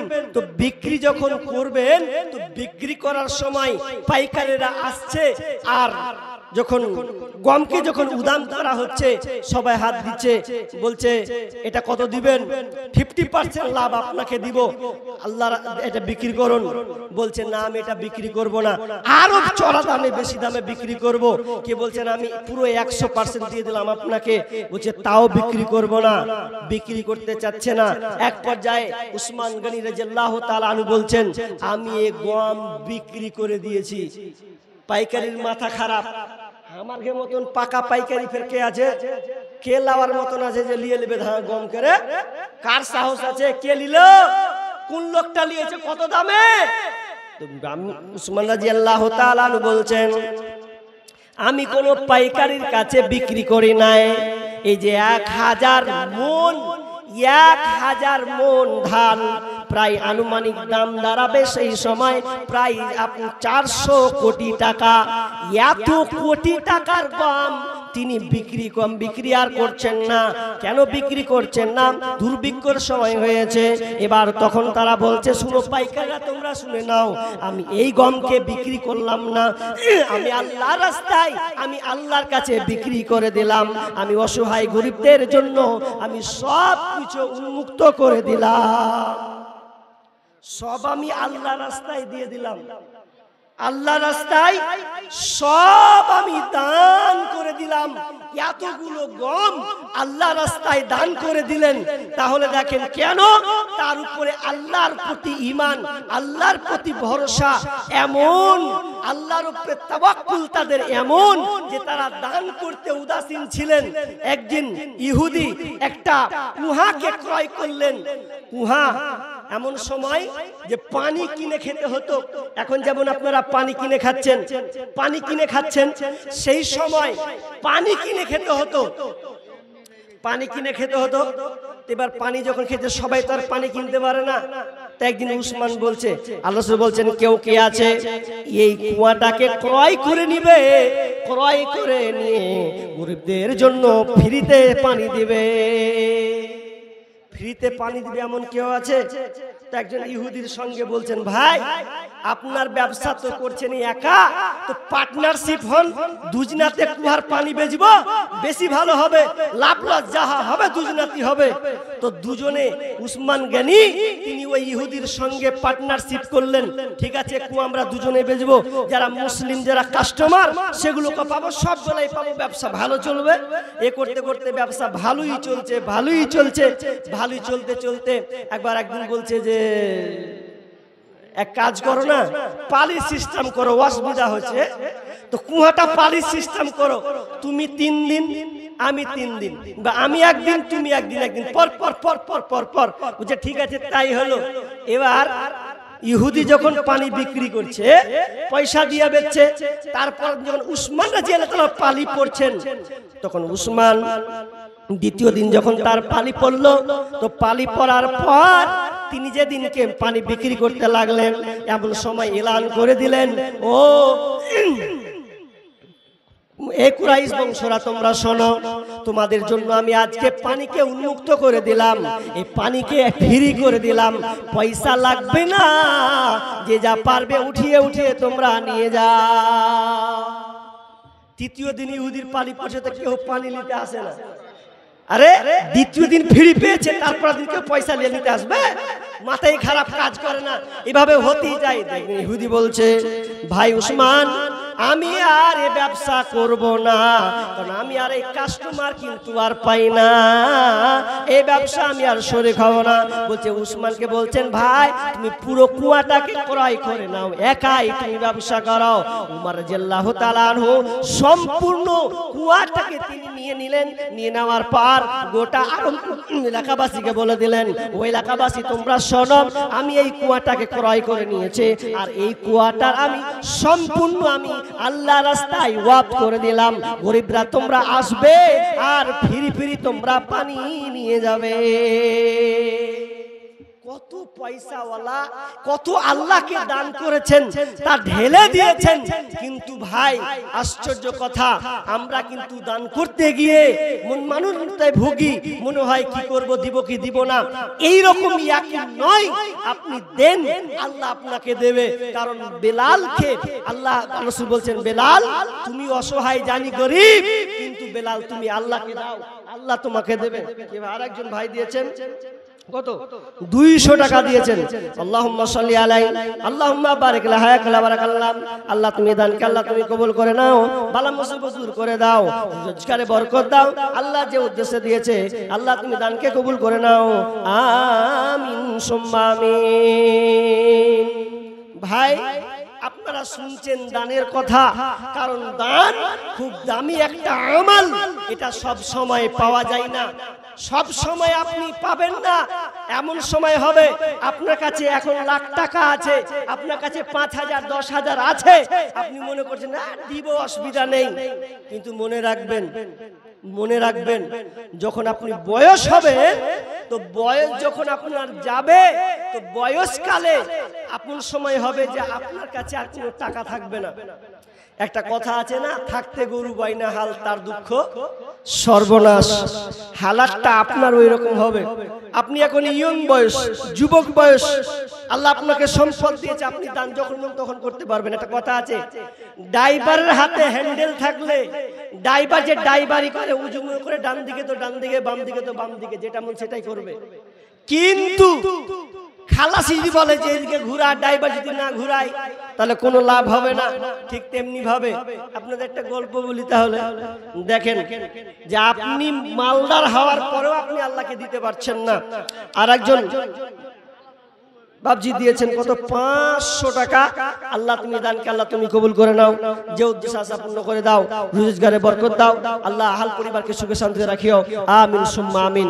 আপনি আজকে দান দেন না, বয়স্ক প্রাপ্ত হয়ে গেছেন, 3টা বেটা আপনার, বড় মেজো ধরলেন, সেজো ছোট, 4-5টা ছেলে, আপনার 3টাই ছেলে। এখন 3টা ছেলে, এখন আপনার বয়স হয়ে গেছে। দান দিতে আপনি অত উদাসীন নয়, দিতেন না। কিন্তু দেখবেন মানুষ যখন বয়স হয়ে যায়, আর ভাটির যখন এক পা কবরের দিকে যায়, তখন মানুষ তার দানের গভীরতা প্রকাশ পায়, ইচ্ছে হয় যে দান করি, কিন্তু ওই সময় বেশি দিতে পারে না। একটা লোক বয়স হয়ে গেছে, পয়সাওয়ালা ছিল, একটা মসজিদে ফ্যান ঘুরে না, ফ্যান খারাপ, একটা ফ্যান লাগবে। ফ্যানটার দাম কত? দাম ধরলেন 1200 টাকা কিংবা 1500 টাকা। আপনার ইচ্ছা হলো যে আমি মসজিদে একটা ফ্যান দিব, ফ্যান দরকার আছে। এখন আপনি বয়স হয়ে গেছেন, এখন আপনার কাছে টাকা নেই, বেটারা তো আছে। এখন বড় বেটাকে যদি হাঁক মারবেন, বড় বেটাকে, হারে জয়দুর রে, কিছু টাকা দিদি রে বেটা, তোরে কি যাবা মসজিদে ভাত মসজিদে দিবে, খেয়া কাজ নেই, কি খাবে খাও, যা লিয়ে আসছি সব লিয়ে আসবো, দরকার নেই। মেজোটাকে যদি বলবেন তো মেজোটা বলছে আব্বা টাইম নেই, অফিস যাব। এবার ছোটকে আপনি হাঁক মারবেন, ছোটটা বদমাস বেশি হয়, ওকে যদি হাঁক করছে হ্যাঁ রে শুন না রে বেটা, যে বেশি ভাত ভাত করিও না, যাচ্ছি খেলতে, আর এই সময় ডিস্টার্ব করতে আসছে। আপনার কত জানে যে আপনি 1500 টাকা দিবেন, কিন্তু কোনো ছেলে আপনার কথা শুনে না। আপনি জ্ঞানজিতে খালি ভুগছেন, জ্ঞানজির পকেট হয়, খালি জ্ঞানজিতে খালি তাকে যে পকেটে কিছু আছে নাকি এরকম এরকম করছে। আপনার ইচ্ছা হচ্ছে যে আমি দিব, একটা ফ্যান নেই 1500 টাকা দাম, কিন্তু এমন সময় ছিল আপনার কাছে 1500 টাকা কিছুই নয়, কিন্তু ব্যাটারে হয়ে গেছে, আপনি বয়স্ক মানুষ দিতে পারছেন না। এই জন্য আপনার মনটা বিকলি শুরু হয়েছে যে আমি কিভাবে দিব কিভাবে দিব। দেখেন, ওই জন্য আপনাকে বলি আপনি নিজে দান করতে শিখুন, কিছু রাখুন, কারণ আপনি মরে গেলে আপনার সন্তানেরা কিছু আপনার জন্য দিবে, এটা খুবই কম, এখন বর্তমানে খুবই কম। কারণ ছেলেরা বাপের ভাগ নিতে চায় কিন্তু ভাগ দিতে চায় না। আপনি মরে দেখেন কত দান করবে। আপনাকে কি বলবো, দুঃখের কথা, আপনারা যে কটা লোক বসে আছেন, এই কটা লোককে বলছি, অনেক বাপজি বয়সে আছেন, বেটা আছে, ভাতিজা আছে, তো কোনোখানে বসে আছে। আমি যদি এখন বলি ভাই আপনার আব্বার জন্য 500 টাকা দেন, 1000 টাকা দেন, কে আছেন বলেন তো? আচ্ছা কজন দাঁড়াবে, কজন দাঁড়াবে? আপনার তো মনে হবে, একবার ইচ্ছা হবে যে দেখি আর বেটা দিচ্ছে কিনা আমার লেগে। খুব তো কোন কটা লোক হবে, আমি যদি 10টা লোক তুলি উঠবে না, উঠবে না। আর আপনার মন চাইবে যে আমার বেটা আমার ভাতিজা দেখি কি আর আব্বার লেগে দিচ্ছে কিনা, কয় টাকা দিচ্ছে। আপনি যদি এই দুনিয়াতে বেঁচে থাকাকালীন যদি দেখতে না পান, তো মরে গেলে আপনি আর কি দেখবেন? মরে গেলে আপনার জন্য কি দান করবে? জি, এই জন্য আপনাকে বলছি নিজের হাতে দান করতে শিখুন, নিজের হাতে দেন, তাহলে আপনি মরে গেলে আপনার কোনো টেনশন থাকবে না, কোনো টেনশন থাকবে না। আপনি কবরের শান্তি আরাম আপনি ঘুমাবেন। বন্ধু, কিন্তু আফসোস আমরা এত ধন সম্পদ টাকা পয়সা অর্জন করার পরে ফেলে চলে যাই। আপনি কবরে শুয়ে শুয়ে আপনি কাঁদবেন আল্লাহকে, আল্লাহ আমার দান কমে গেছে। কারণ বিচারের ময়দানে আল্লাহ তাআলা যেদিনকে আপনার বিচার নেবেন, আপনার নেকি যেদিন কমে যাবে, সেদিন আপনি সন্তানের দ্বারে দ্বারে খুঁজবেন, সন্তানদেরকে বলবেন বেটা আমার নেকির দরকার, কিছু নেকি দাও। সন্তান বলবে ইয়াউমা ইয়াফিরুল মারউ মিন আখিহি ওয়া উম্মিহি ওয়া আবি ওয়া সাহিবাতিহি ওয়া বানিহি। যখন সন্তান সামনে আসবে, বাপ সামনে আসবে, মেয়ে সামনে আসবে। বাপ যখন সামনে আসবে, বেটার সামনে আসবে, বাপ বেটাকে বলবে বেটা আমার নেকি কিছুটা কমেছে, আমার নেকির খুব দরকার আছে, তুমি আমাকে একটা নেকি দাও। আমি তোমার যে সব বাপটা, তো আপনি বাপটা সন্তানের জন্য দুনিয়াতে কত কষ্ট করে মেহনত করে সন্তানটাকে ছোট থেকে বড় করেছে, লালন পালন করেছে, ভালো জায়গায় পড়াশোনা করেছে, ব্যবসার জায়গায় ঢুকিয়ে দিয়েছে, বাড়ি জমি জায়গা করে দিয়েছে। কিন্তু কিয়ামতের ময়দানে যখন তার নেকিটা কমে যাবে, বেটাকে বলবে বেটা আমার একটা নেকি কমে গেছে রে, আমি বেশি কিছু চাই না, তুমি সামান্য একটা আমাকে নেকিগুলো দাও। তখন সন্তান বলবে আমার দুনিয়াতে আব্বা বলে কেউ ছিল না। আপনি সন্তান দেখো আপনি আত্মহারা হয়ে যাবেন। স্বামী বিবি চিনবে না, বিবি স্বামীকে চিনবে না, বোন ভাইকে চিনবে না, ভাই বোনকে চিনবে না। সেদিনকে সবাই নিজের আমলের জন্য ত্রাহি ত্রাহি করবে। ভাই খুব পরিস্থিতি খারাপ, তো আমরা এই উদাসীন দুনিয়াতে ভুগছি, এই দুনিয়ার বিলাসিতার মধ্যে আমরা পড়ে গেছি, আমরা দুনিয়ার পিছনে ছুটে গেছি। যেই দুনিয়া দুনিয়া করে আল্লাহ রাসূল বলছেন আল্লাহ তাআলা বলছেন আলহাকুমুত তাকাসুর হাত্তা যুরতুমুল মাকাবির আল্লাহ বলছেন তোমরা দুনিয়ার প্রাচুর্যতার মধ্যে ডুবে গেছো, তোমরা দুনিয়ার প্রাচুর্যতার মধ্যে ডুবে প্রতিযোগিতার মধ্যে লেগে আছো। হাত্তা যুরতুমুল মাকাবির, যতক্ষণ পর্যন্ত তোমরা কবরস্থ না হচ্ছ, কবরে যতক্ষণ পর্যন্ত তোমাদের পা না পড়েছে ততক্ষণ পর্যন্ত তোমরা এই দুনিয়ার পেছনে উদাসীনতা তোমরা ভুগছো। ভাইরা আমার, তাহলে আমরা দুনিয়ার পেছনে, আমি বলছি না আপনার ধন সম্পদ টাকা পয়সা হোক, এতে আমি বলছি না আপনার ধন সম্পদ টাকা পয়সা হোক মানে নাই হোক, এটা নয়, হওয়ার দরকার আছে। কিন্তু কেন? কারণ আল্লাহ তাআলা বলছেন ওয়াকিমুস সালাহ ওয়া আতুজ যাকাত, যেখানে সালাতের কথা বলেছেন সেখানে যাকাতের কথা বলেছেন। তার মানে বোঝা যাচ্ছে যাকাত কে দিবে? যে পয়সাওয়ালা, আল্লাহ যাকে সম্পদ দিয়েছেন। ভাইরা আমার, তাহলে আপনি পয়সাওয়ালা হলে আপনি যাকাত দেন, আপনি পয়সাওয়ালা, আপনি উসমান গনির মতন হন, কোনো সমস্যা নাই।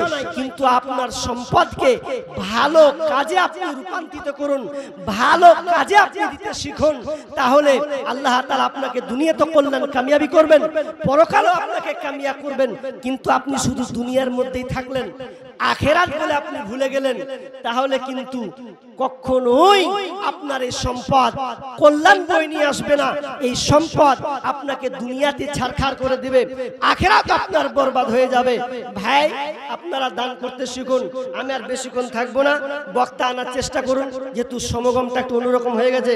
বক্তা নিয়ে আসার চেষ্টা, আজিজুল ভাই আপনি বক্তা নিয়ে আসেন, আপনি বক্তা নিয়ে আসেন। আমি খুব জোরে আর এই 5-10 মিনিট আছি, 10:30টায় ছেড়ে দেব। আপনি বক্তা তাড়াতাড়ি করে নিয়ে আসুন। কেউ যদি থাকেন আল্লাহর রাস্তে, কেউ যদি থাকেন যে আমি দিব কিছু দান করব, আল্লাহর রাস্তে দেন, আমি আপনার জন্য প্রাণ খুলে দোয়া করব। পরিচয় দেয় মুসলিম কিন্তু নামাজ কালাম পড়ে না, সকাল সন্ধ্যা পেট পুরে খায়, রোজা কিন্তু রাখে না। পরিচয় দেয় মুসলিম কিন্তু নামাজ কালাম পড়ে না, সকাল সন্ধ্যা পেট পুরে খায়, রোজা কিন্তু রাখে না। অর্থ সম্পদ সবই আছে, হজ তো পালন করে না, বছর শেষে জমা টাকার যাকাত আদায় করে না, বছর শেষে জমা টাকার যাকাত আদায় করে না। দানের কথা বাদ দিলাম, শুধু আরো চাই, শুধু ঘুষ দুর্নীতির টাকা সবই কিন্তু খায়। হালাল হারাম আদেশ নিষেধ মানে না তো কিছু, বড্ড লোভী ঘুরে শুধু টাকার পিছু পিছু, পিতার সম্পদ লুটে পুরে খেতে চাই সব একা। এমন মানুষ কত আছে সমাজে যাই দেখা, কত আছে দাড়ি টুপি পরে সাজে আলেম, আসলে সে আলিম বেশে মস্ত বড় জালেম। কিছু আছে ফিতনা ফাসাদ শুধুই গীবত করে, নির্দোষীকে দোষী বানায় কলঙ্কিত করে, নির্দোষীকে দোষী বানায় কলঙ্কিত করে, ভালোর সাথে মন্দ মিশায় ভেজাল করে পণ্য, খাঁটি মুসলিম হয় না কবু তার মতো জঘন্য, ওজনে ঠিক দেয় না কবু যত ডাকো ভাই, সীমানা যে যাহাই মাপুক তাল গাছ তাহার চায়, সীমানা যে যাহাই মাপুক তাল গাছ তাহার চায়। পরিচয় দেয় মুসলিম কিন্তু নামাজ কালাম পড়ে না, সকাল সন্ধ্যা পেট পুরে খায়, রোজা কিন্তু রাখে না।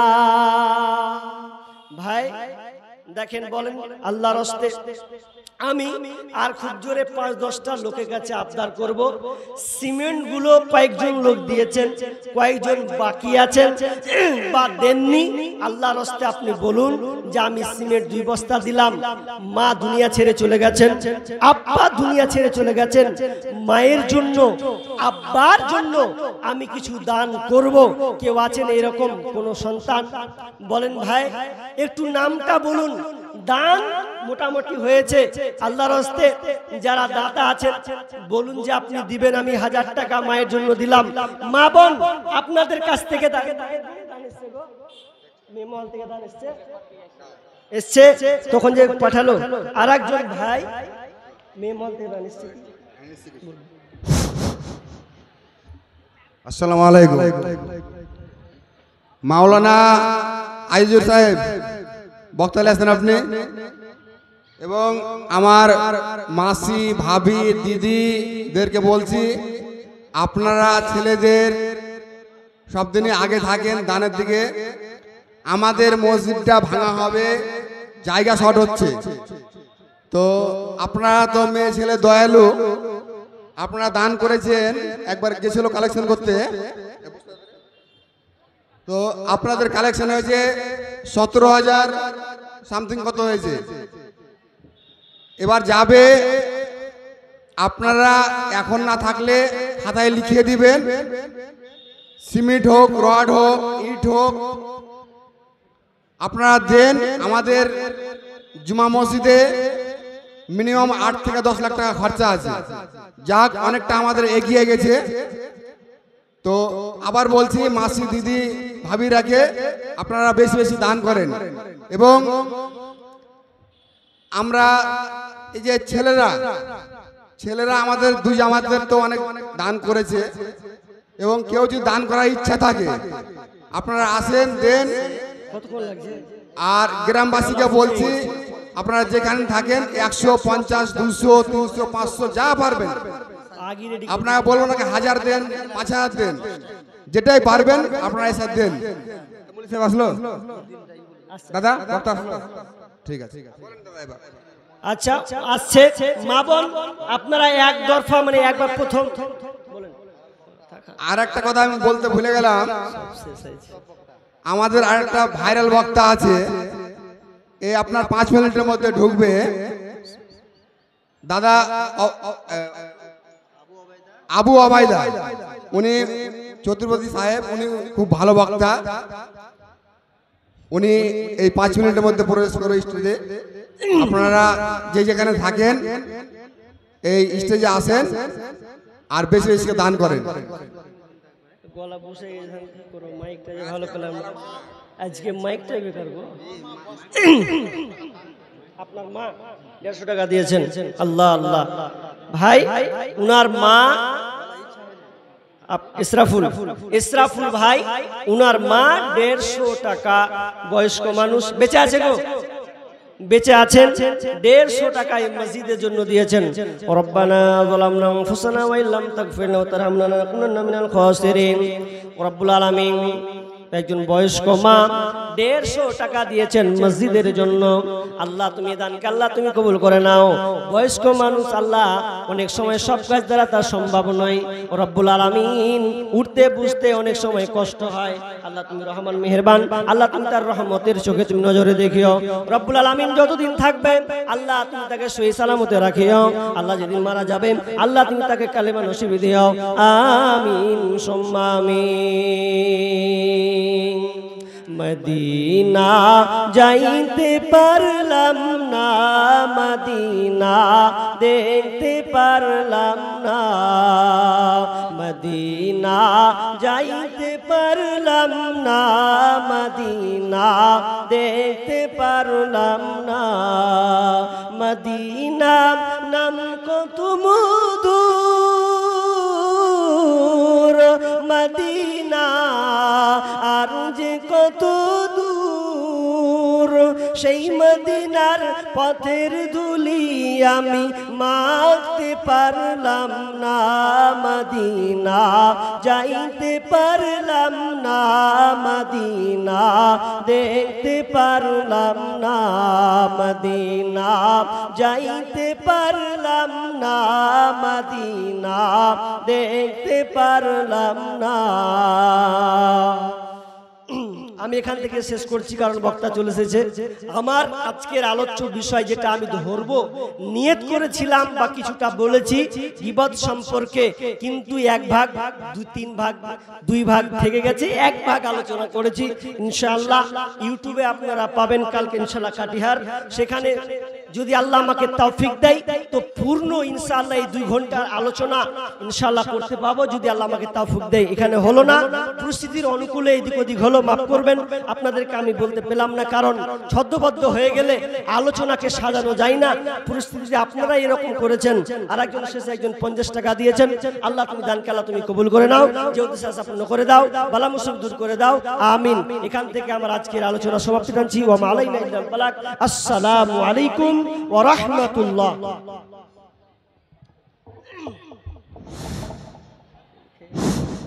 আসসালামু আলাইকুম ওয়া রাহমাতুল্লাহি ওয়া বারাকাতুহু।